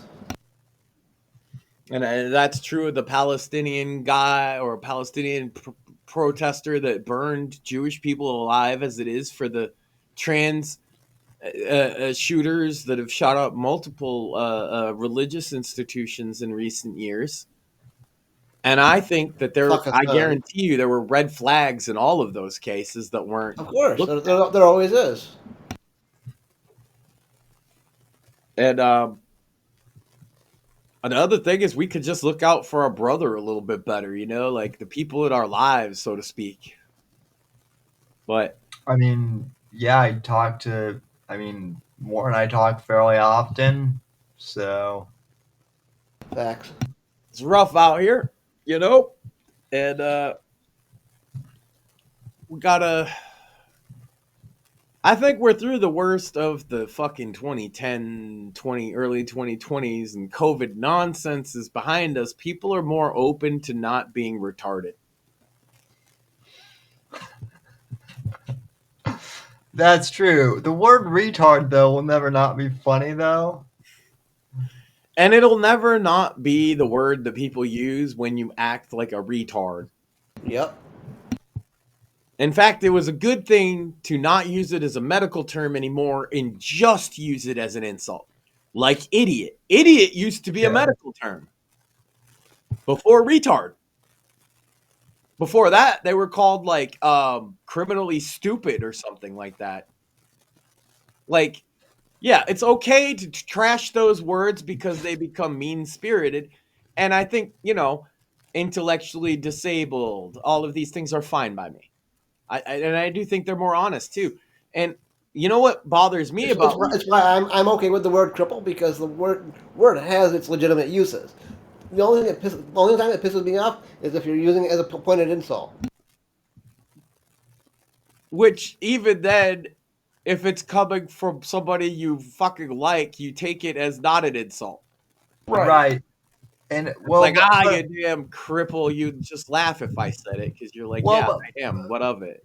well, But but if it's just also some like, asshole on the street you don't know, that's a little different. well, yeah, but even if it's like some random asshole, like I don't know, like maybe I'm just different, but it's kind of like, yeah, I am crippled. No, I like suppose that's the answer no matter who says it, huh? when What are you supposed to Mersh say? Nuh-uh. I was nice to you, Sam. Like when Mersh made a big deal about me being crippled, I was like, okay, yeah, asshole, you're right. Like I am crippled. What's your fucking Yeah, excuse? I Why might be crippled, but I'm not retarded. that really broke him too. I will never. I cannot unsee the expression on his face when I said that. At least neither of us have had a stroke on fucking camera. Or two. Can I? Well, Wait, have you had a stroke on camera? no. Would people find a video of you passing out? No. Tired, yeah. Well, yeah, No, tired. not even tired. He just sits there like, No, no. like, will you guys wrap this shit up? He's not like that tonight. The new chair has worked wonders, Sam. You're sitting upright, you're with it. You're not falling asleep no more. Yeah, well, like I said, Great. like I said, my lower back pain is like gone. So yeah, like You've been I'm out feeling. browsing, looking for ladies. I'm. Where's my? I just turned. I turned 30 this year, but I'm feeling like at least 5 years younger. Ooh, ladies. Yeah. Also, I learned a new term from Morthis tonight. Apparently hag maxing is a thing, which is basically It's younger 20-something gentlemen chasing after 40-somethings. I guess because they'll pay for your shit. Yes, that's exactly the reason, Max. Yeah. Take advantage of dumb cougars. I can see the logic. It's that soft boy bullshit. Yeah, it's obviously dumb, but I could see. See, I've been adopting, like I've said before, retard maxing. You know, like I try not to think too hard. You know what I mean? Because I think, and then I get myself in trouble because of my thinky thoughts. Max, when you think, I get smoke signals here in New York. Yeah. So what I've been trying to do is just not think and just be retarded. You know? And I find that it is giving me a peace of mind that I know it's not so bad if things go wrong because on account of I'm retarded. But are you? Oh, I've got an idea for stream. And if I think too hard about things, it makes it worse. And so I got thinking. I have for fucking normies. Ow. That's why, this is why I need that kind of shit. I Kill have off them pesky brain cells. I have an idea for a stream. If we were to get like one mega celebrity, we need you and Alex Jones in a Tardoff. I don't know. I feel like he'd win. He knows way more crazy schizophrenic conspiracies than I do. I just make up as I go. He's like got documents. I don't have the documents. None of us have. You just got to trust me that the Andromedans are out there. He might agree on the Andromedans, huh? I just want to see Maxine slap Alex Jones. She ain't gonna slap Alex Jones. She ain't gonna be in the room. She'd be terrified if I'm yelling at Alex Jones. I'm just gonna be terrified of him, to be honest. Like, he's cool and all. I just don't want to be yelled at by him. I mean, if he takes his shirt off, I'm gonna have to take my shirt off. I will, and we'll probably end up wrestling. I will not even be home. I will go visit home. I will be out of state. Okay, the kid can go with mom. If we're Okay, gonna do then. a I guess if we're I'm gonna do going to a Austin, Texas, Sam. And me and Alex Jones are if going to have a wrestling match. if we're gonna do a wrestling match, then Mortis and I have to like do the we have to do the cripple wrestle. the play-by-play on that. Well, no, Facts. you have to, he already got you. You guys got to have a cripple fight. We do anyway. There you go. Well, that's obviously, you got a main event cripple fight. You got a With co-main Ricky event Burke as the retard ref. fight. This is big money right here. What we need now is a triple main event. The third main event has to be 2 fags. In a mud pit. Ah!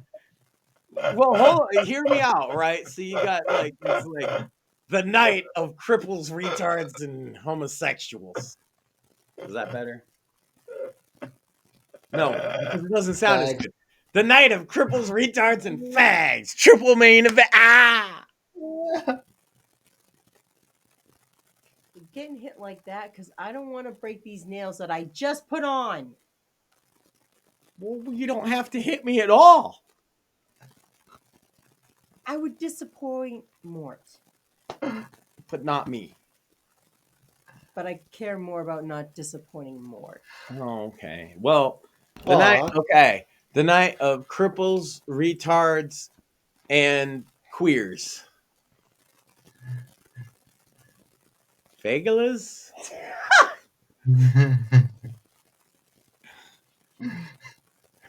Yeah, All I could think of was Robin Hood Men in Tights. When they run into the fucking rabbi with the wine, and that's what he asks if they work. yeah.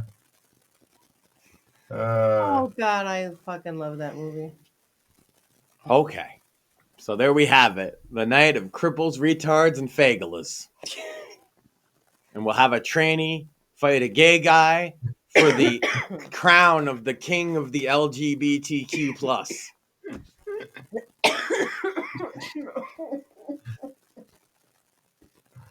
Who's the most gay, based gay guy you know? Well, let's see.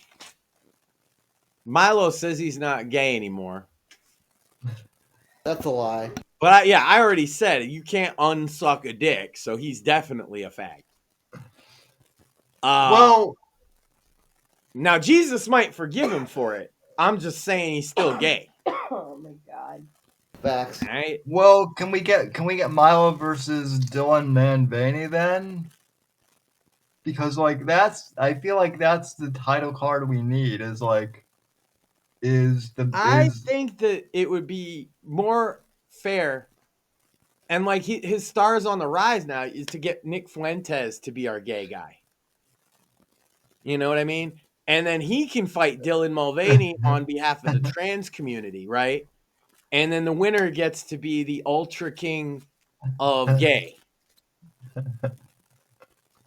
Just like if whoever wins from you guys is the king of the cripples, me and Alex Jones is the king of the retards. They get to be the king of the fags. Yeah. Triple main event. I like this. I like this. This is the dumbest thing I have ever participated in, and I love it. Here we go. And like We're all we gotta have because it's 2025 and you can't have a wrestling card without women. I'm informed nowadays. So we'd have to have Melanie Mack and Maxine in a death match. What? Well, what other match would the goth girl thing be besides a casket match? Even better, casket match. We got it. well, I mean, that might not be a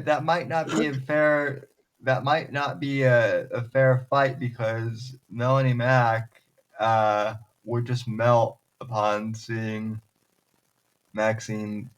Also, like she's kind of like a twig. So easily. I was and gonna toss her say into a she casket. weighs like 15 I pounds, could probably so easily pick her up and throw her into a casket and just fuck you. Yeah, it wouldn't actually be much of a fight, to be honest. Oh, I'd toy with her first. You have to. Yeah. For entertainment purposes only. The I problem, understand how wrestling works. the problem is it's hard to get a grip on her, right? Because she's 2-dimensional. So she just turns and you can't see her no more. And if the lights are too bright, everything just disappears except for her eyes. That's right. And hey, if you turn the lights up too bright, she'll just catch fire. Facts. Oh my god, all I have to do is spray holy water on her. I'm melting! What a world! What a world! Shovel her into a casket. Maxine used hoe shame. It was super effective. Yeah. Well, and if we got 4 booked matches, the opener has to be the grudge match of Craig versus Steve.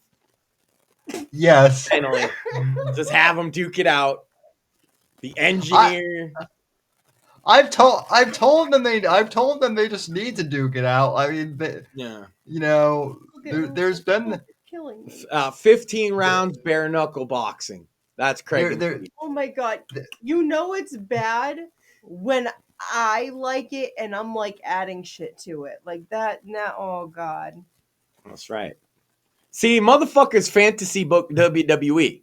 No, that's stupid, cringe, and gay. I fantasy book my cripple friends, Alex Jones, Nick Fuentes versus a tranny, and my wife beating up Melanie Mack. Now that's fantasy booking.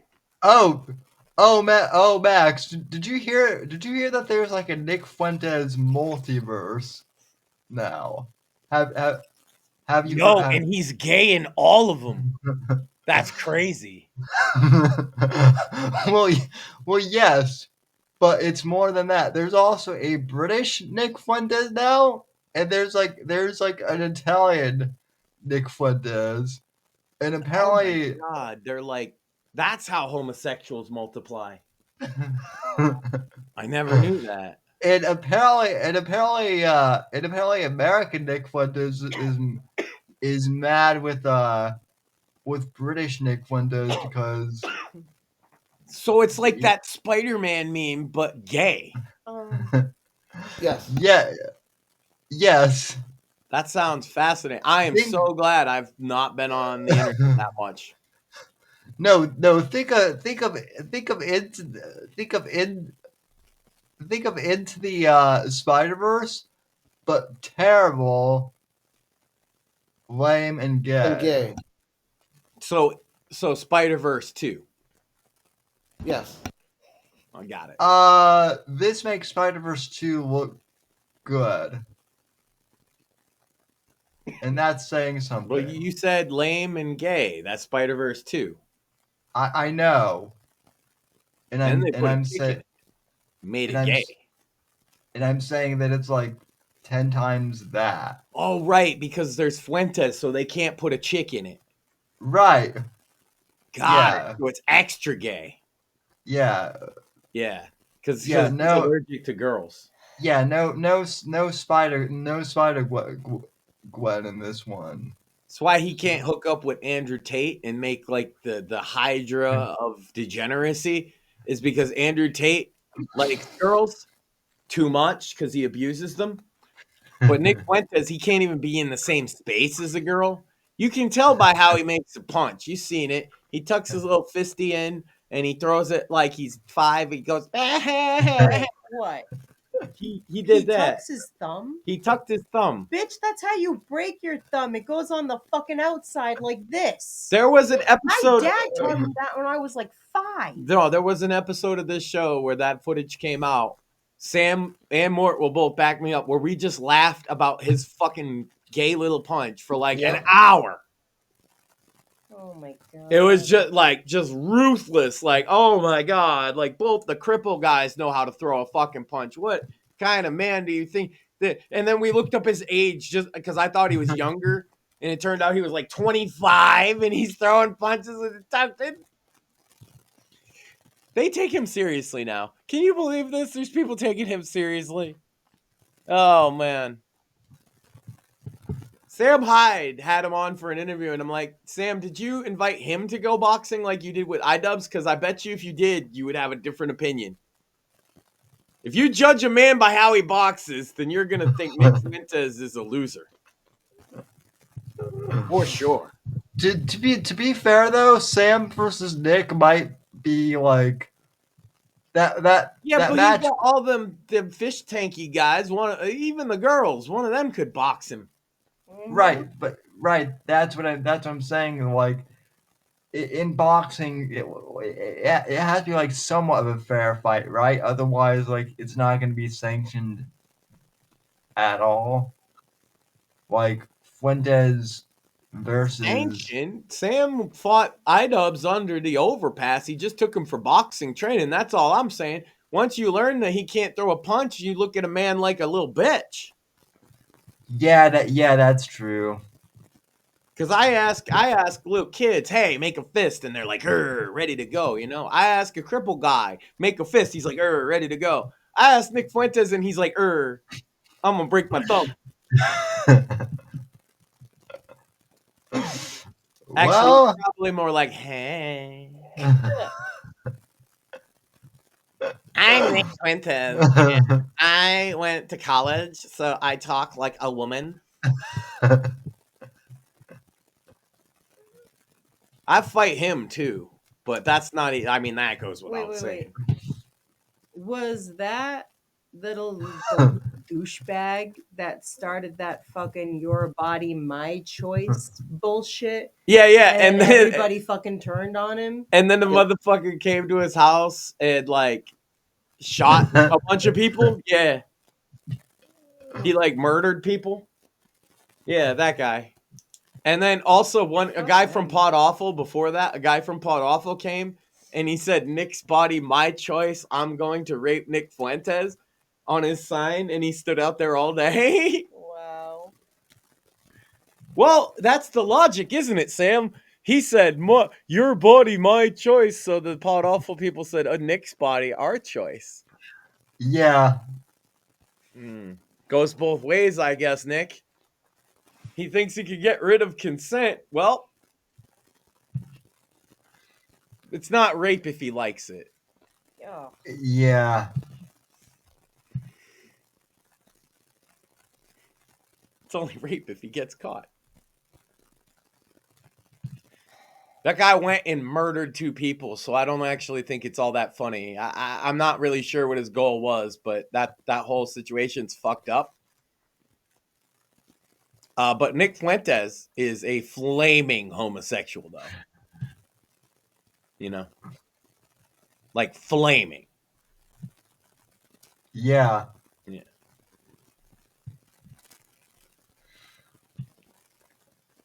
Well, and PvP is very fat. Oh my god. Also, Jersh. And a tranny.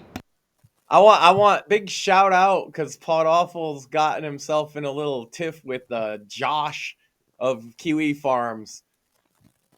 Josh, if you've lost 50 pounds, why won't you show yourself? He's like, I don't have to show you I lost all this weight. Just trust me, bro. And it's like, why even bring it up? He's Johnny Foxing me, Sam. I need to know, Josh. You lost 50 pounds. You should want to show that off. Because everybody was making fun of you for being fat. Pod Awful's kind of got him because Jesse lost a bunch of weight. He lost more weight than Mersh gained, actually. That was the whole point of he gained a bunch of weight so that he could do the thing Mersh didn't do, which is lose it. By the way, happy September. August is over. And Jesse Pod Awful won. He lost the weight that Mersh didn't lose. Make Craig simp again. Yeah, yeah. Well, there's that too. So Also, Andrew Tate's probably a homosexual, I reckon. Probably. Yeah, probably. he yeah, no, he once said something like would you rather he's like would you rather fuck a I'm not making this up. He said would you rather fuck a dude that looks like a woman or No, fuck a specifically, woman would you that would you looks fuck a like dude that looks like Megan Fox? oh yeah. Oh yeah, that's what it was. Yeah. And it's like huh? So he would fuck a dude. Yeah. Okay, so he Yeah. is a homosexual. I was right then. Homosexual. Yeah. Yes. He was like he was like would you fuck a dude that looks like Megan Fox or fuck a woman that looks like Hulk Hogan? Why would I do either one of those things? Because you have no standards, Max. Be, Oh, right. I gotcha. So that's why you would make that choice. right. That choice makes you gay. Facts. So we've confirmed tonight here that Andrew Tate is a homosexual man. Oh my God, we need to ship him and Nick Fuentes together. Oh my god. Yes. What's their couple name? Drew. Yep. I mean it would have to be something related to like trafficking and then like hating No. When you ship them, you combine their names somehow. Nick Drew. yeah, or maybe Nick Tate or something like that. Nah, doesn't have a ring to it. Nick Drew. Yeah, Nick Drew. I mean, you can say it over again. Like he's got his fans that he thinks it's really funny calling them the Nick-ers. So the Nick Drew is when you're referencing him being gay with a fellow homosexual man, Andrew Tate. Mm-hmm. That's what gay guys do, right? They touch. I wonder how long that relationship would last though, because like, Tate has at least touched a woman, even if oh my God, that's disgusting. That's what gay men do? Yeah. Jesus. Yeah. Sorry, Sam. I just learned some new information and it's terrible. Sorry. Poop everybody. comes out there though. I know. I know. I thought they were just touching. No. I mean, maybe some of them do that, but no, they. Yeah. That's gross. Ew. Yeah. Oh, there's also I don't know how new this fucking thing is. I find it utterly disgusting, but apparently they eat each other's buttholes too. Like you would a pussy, but No way. The They butthole. eat the poo poo? Yes. Yep. Yeah. They eat the booty hole. They eat the poo poo. This is why gay outlawed in Uganda. They eat the poo poo.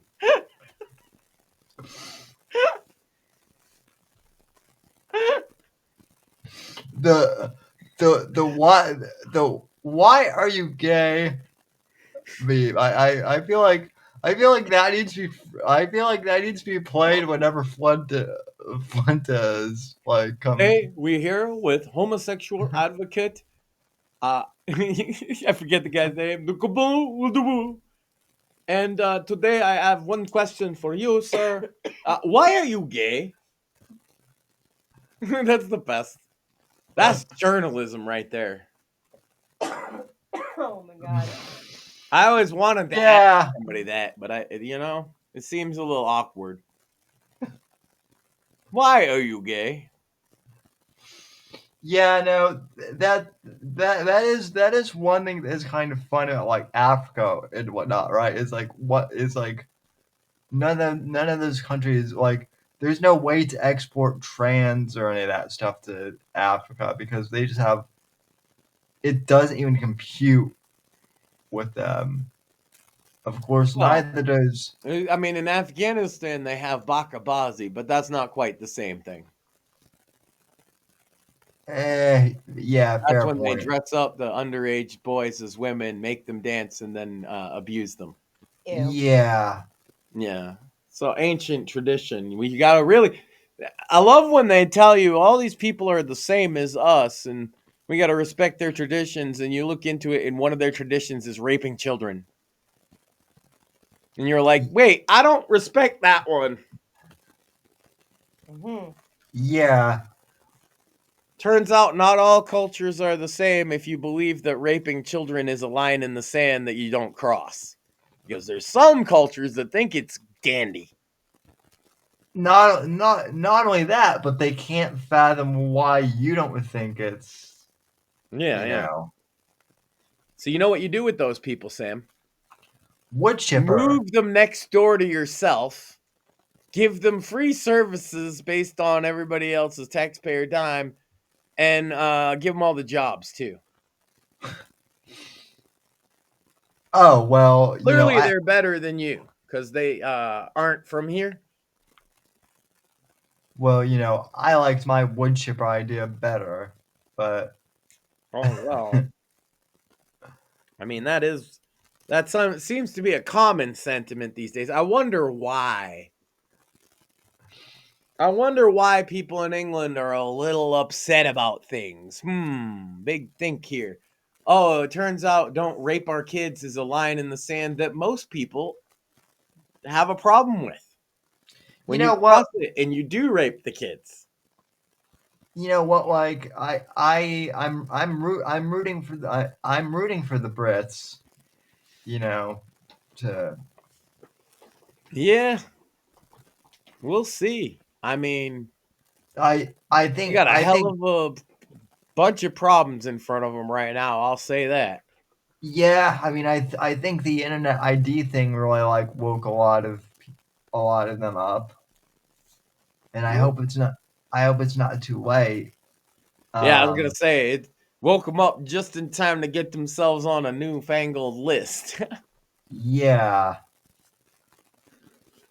It does sound very V for Vendetta-y, though. Except instead of you getting in trouble for having the Quran, you get in trouble for not reading the Quran. right. It turns out V for Vendetta had it exactly backwards. Yeah, well, Alan Moore is a bit of a weirdo. I love though that he like created Rorschach as like a criticism of the right, and everyone's like Rorschach's my favorite fucking superhero, and he's mad about that. Yeah. Well, it's just ironic, really, that literally the thing about that was, oh, you're not allowed to have anything Muslim related, right? And now it's like if you don't acknowledge call to prayer, you're going to jail. Right. If you say you like bacon too loud, you're going to jail. I Not like not bacon. not even that. If you pray outside an abortion clinic Yeah, yeah. silently, you're going to jail. Shout out to tyrants everywhere. Fuck you. Good job at being a tyrant, but fuck you. One day people are gonna get sick of this shit. It might not even be in my time, but it'll happen. And Yeah. here we already got sick of it. So it turns out things have changed quite a bit the last year or so. Yeah, well, that's the other thing too. Is like I don't hear quite as many people complaining. I do hear some people being like, "Oh, Trump's not doing this, Trump's not doing that," and it's like, motherfuckers, it's only been a year, and he's already done more in just 1 year than even in his first term, I would argue. I mean, he didn't do more than Biden, but that's only because Biden did so much negative and harmful things. Yeah. That's what I mean, Max. Like he's having to undo he's having to undo like a lot of negative shit in addition to the positive stuff, and I don't think people always consider that. People want now. Yep. People want now, and they want it all. And politics is a game of inches, and it's a game of compromise and disappointment. Yep, and it's playing the long game. So we are where we are. I think things are going in a direction I much prefer, and Oh yeah. could be better all around, could be worse, but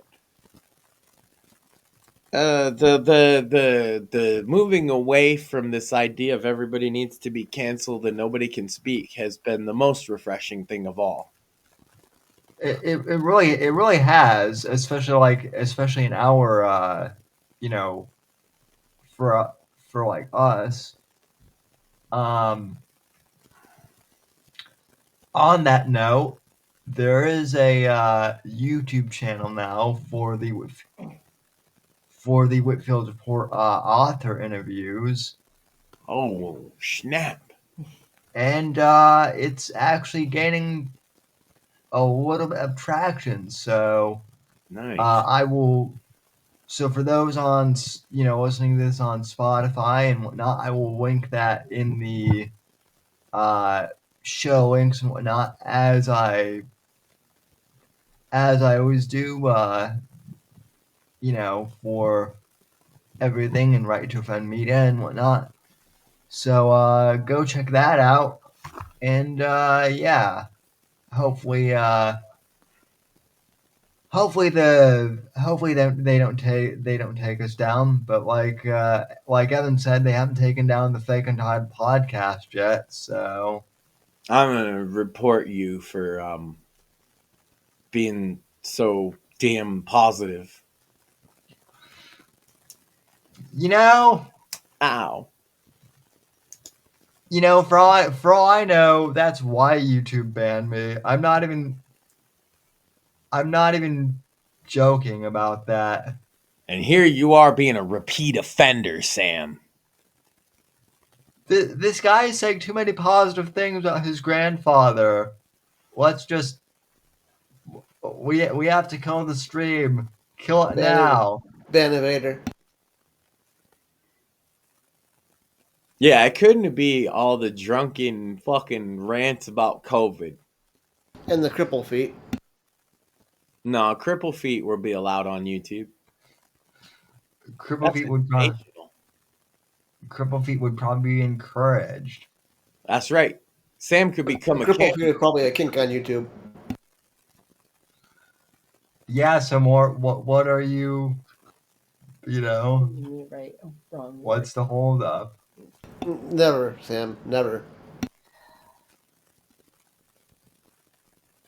Well, that's fair. This. I would try to put it on your face. I would love to see a Sam fashion show. I think that would be dope. That would Didn't Sam do be. those? Well, he always comes in here wearing these fancy ass shirts and shit. He's got these expensive sunglasses. This motherfucker he shows out. I know. And then I see the pictures he takes out in public. He's all wearing a suit and shit. Yeah.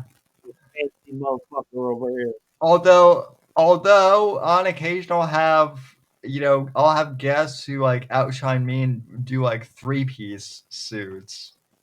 That's like So you're only level 2 fancy. right. Yeah, I'm level. And I want to tell those level 2. I'm like, have you met my friend Max, because he's fashionable. He's like level 1. He's like level 1 casual.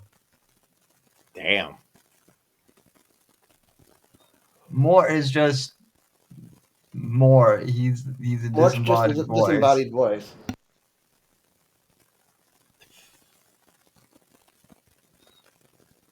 So Level 1, he says. Okay.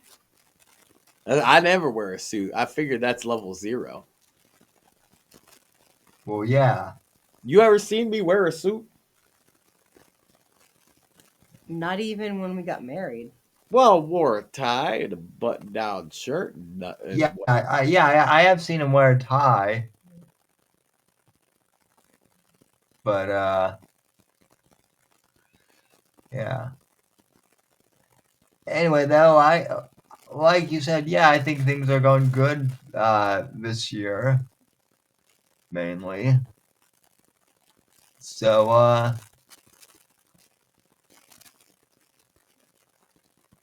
yeah. Did the stream freeze, or is it just There goes Max. yeah? Rumble got him, I guess. Yeah, Max got rumbled. So On Friday on Bits and Bones, we'll probably be going over what's supposed to happen tomorrow with CDPR and Cyberpunk. It's supposed to be some form of good announcement. Rumor yeah, is some DLC. yeah, I heard about that. I'm sure you saw the state of play footage for 007. I did. So we'll be talking about that. Also, probably like towards the end of the show, Mort and I are going to do like a spoiler review Mafia. of Mafia: The Old Country, which Mort and I need to talk off air about that, like in private. But I just kind of like I said this earlier, and I think Mort, you kind of agree with me. But like, It's currently my game of the year. yeah, it's my contender for the game of the year. I will say that as far as like story and acting, I've not seen a story that well acted since Red Dead 2. Same.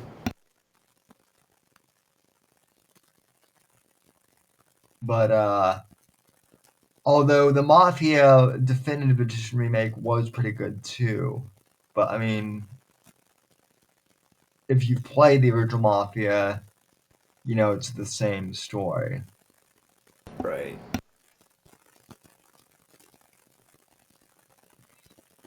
So yeah, that'll be fun for Bits and Bones, and then Max and Maxine will be doing something on Saturday, probably.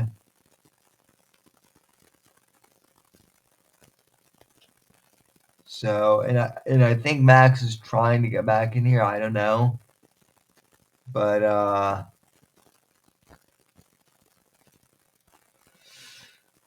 so yeah. Again, new books are out. So there's Sins of the Assassin, new release, and then Night of the Vigilante, and then I'm currently working on Blood Ties stuff.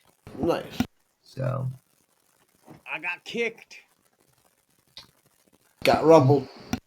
you got kicked on kick, huh? I said titties, and I thought you got kicked, and then it didn't do anything for a while. See? That's why I kept smacking you for saying it. What? The titties broke the stream? Yep. Ass and titties. Ass and titties. Well, if the titties broke the stream, they were some big titties. Yes.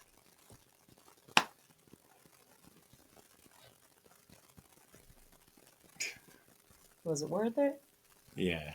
Yeah. Titties are Oh. always worth it. Oh my god. That true words have never been spoken more this. But yeah, no, we were just going over what's going on for Bits and Bones on Friday, and then sandwich makers on Saturday. Anything going on for you guys? We are gonna get back into VR since we both have our new headsets. There's some new games that we're gonna play, and honestly, since getting this new headset, even like in Synth Riders, it's so much better. It helps it so I can see it so much clearer because it actually holds it in place for me. And I've actually been doing a lot better on songs than I was before. So I'm definitely going to be doing some of that. And And they have batteries, so we Yeah. won't be as worried about getting to charge it. yeah, it's literally just going to be taking it off to rest for a few minutes because, we don't want to stay in it for too long. We're going to do that new one, the game you were just talking about. I forgot. Maestro. We're going to do some of that. And maybe if I can convince him to, if you guys can help me convince him to, maybe you'll play cookout with me again and make some sandwiches for the creatures. It is the sandwich makers. There's a game where you make sandwiches, so I guess we have to play that. Yay! And there's werewolves. There is werewolves. I mean, I'm not surprised, Max. There is a game called like Brewery Simulator. Well, yeah, there's a lot of cool shit in VR that's real simple in idea, but it's fun because it's VR. Yeah. Like that Maestro game, you do it with your hands, right? And you don't even You use do a the lot of things with controller. your hands, Max. And you just like conduct the symphony. You point with this hand, this hand's your baton, and you like it shows you the different motions you're supposed to make to conduct the orchestra. It's fucking dope. Mm-hmm. There's some jazz in it too. There's some like Duke Ellington and Coltrane and stuff, Awesome. Nice. Yeah. which is very fun to conduct, right? Because it's a bit more up tempo. Mm-hmm. What else? I'll probably do a fight. All kinds of shit. We got all kinds of games. There's new games to try this month. I think one of them's just tennis. There's like a home run derby game. Oh, there's I forget what it's called, that dentist one. Yeah, so Oh my god. I think it's called Titan Clinic, and I'll they're have to do that one. giants, and you Oh. do dentist work on them. Honestly, the first time I played it, when they're in like a glass elevator, and when they're far away, it's fine. But when they start coming towards you, their face is just so fucking huge. It messed with me. I just like pulled back on the thumbstick and moved as far back as I could. I was just like, holy fuck. And then they open their mouths and I'm like, please don't eat me. But it actually is kind of fun doing the dentist work on their teeth, but it's weird. I'll probably play that a little bit. Yeah, there's lots of cool little VR experiences you wouldn't see in anything else. Actually, besides the cooking sandwich game, there's a Horizon World that's just a pizza making one. Ooh. Yeah, that you can play. Yeah, so yeah, we have some ideas of shit we're gonna do, and what else we got this week? What I was saying more was just going over Bits and Bones. So Oh, I interrupted it. I'm sorry. I thought he was done. well, no, we had kind of gone over it, but Well, I missed it. What you got this week? Bits and Bones this week. There's a Cyberpunk announcement from CDPR tomorrow, so we'll be going over that and talking about Mafia: The Old Country as well. yeah, Morthus and I have both played Mafia: The Old Country, so we're doing a spoiler review of that at the end of the show. Okay. Well, I'm not even going to ask for you guys' opinion then, because I'll wait for the show. Yeah, we can both. I think we can both say we both liked it. Oh, that's Oh good. yeah, definitely. But we'll go into more specifics, and then I did see the state of play stuff with Bond, and I'm going to wait to I'm going to kind of sleep on it and form my opinion. So Same. We're definitely, me and her, are gonna watch the AAA show, Mhm. Worlds Collide. This time it's not even NXT; it's WWE versus AAA. We'll yeah, probably even do a review on that. That's the only wrestling we've reviewed is AAA lately. Hey, they're doing good. Well, yeah, what was the last thing we watched on Sunday for WWE? Clash in Paris. She did not like. I was so not happy with those matches. I mean, some of them were okay, but others, what the? I mean, okay. What the fuck is up with Becky? First off, okay, fine. Yeah, she won her match clean. There were no interferences from Lyra or Bailey. Thank God, because I'm getting sick of that bullshit. Move the fuck on, people. And then what the fuck was up with her getting involved with the fucking match? Fucking getting in the ring and fucking getting Cena in the fucking dick. What the fuck? She's such a fucking cunt, It was dude. Punk, and Punk, she said why. whatever. She said why on Yeah, Raw, yeah. which is you made my husband miserable, so you make me miserable, and I'm a bitch too.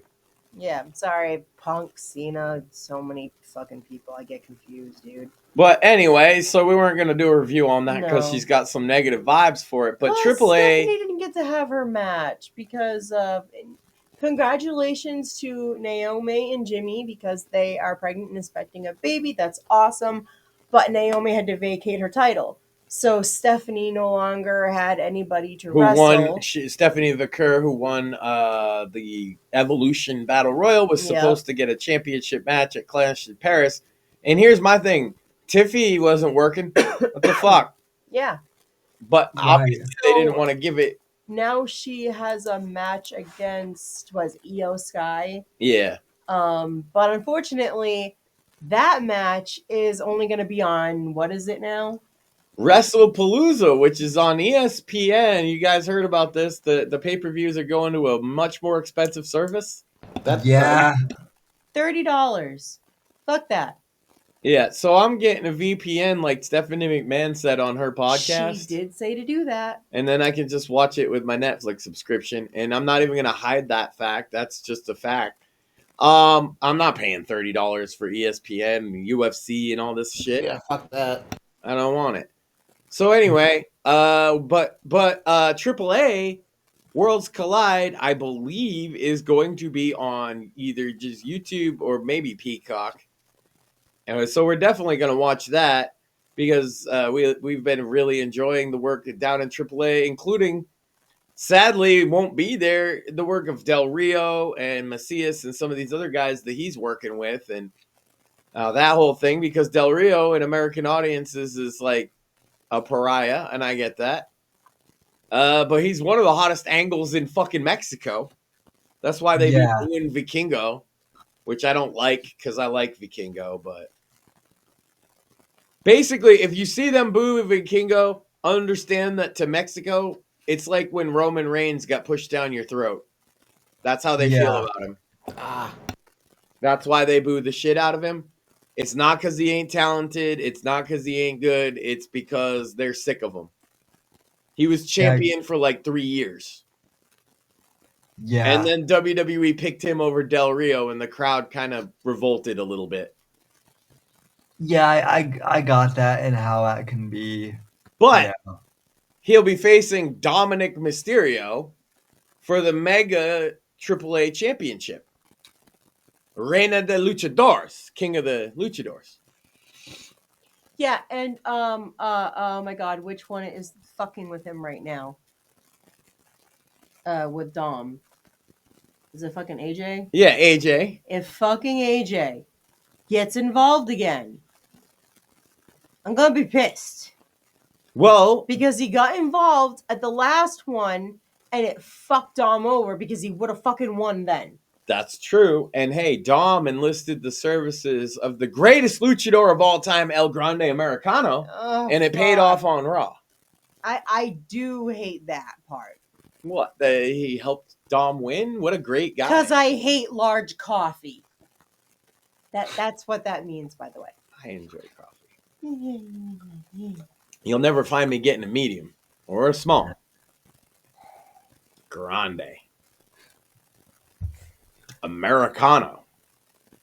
Only at that one, what is it, Starbucks, the stupid place that makes you say that. Anyway, I don't go there because I just say coffee. But that's because I'm American. If I was in Mexico, I would probably still say, I want a coffee, because talking loud and slow in English is universally understood. Yes, it is. Everybody knows what you're saying.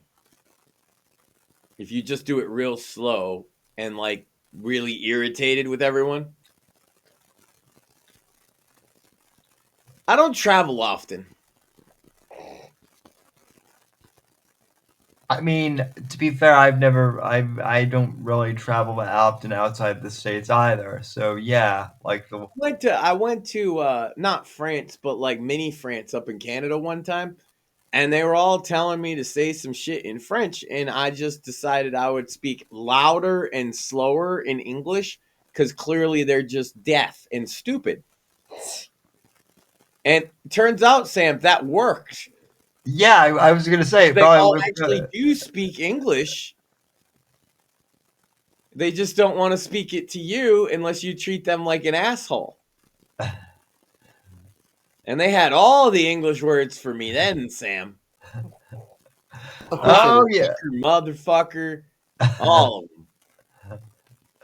oh yeah, I'm sure it's amazing how people who Arrogant American. yeah, Yeah. it's amazing how people who don't speak English suddenly speak English when when you're mean to them. Clash in Paris was in Paris, right? And I observed the crowd there.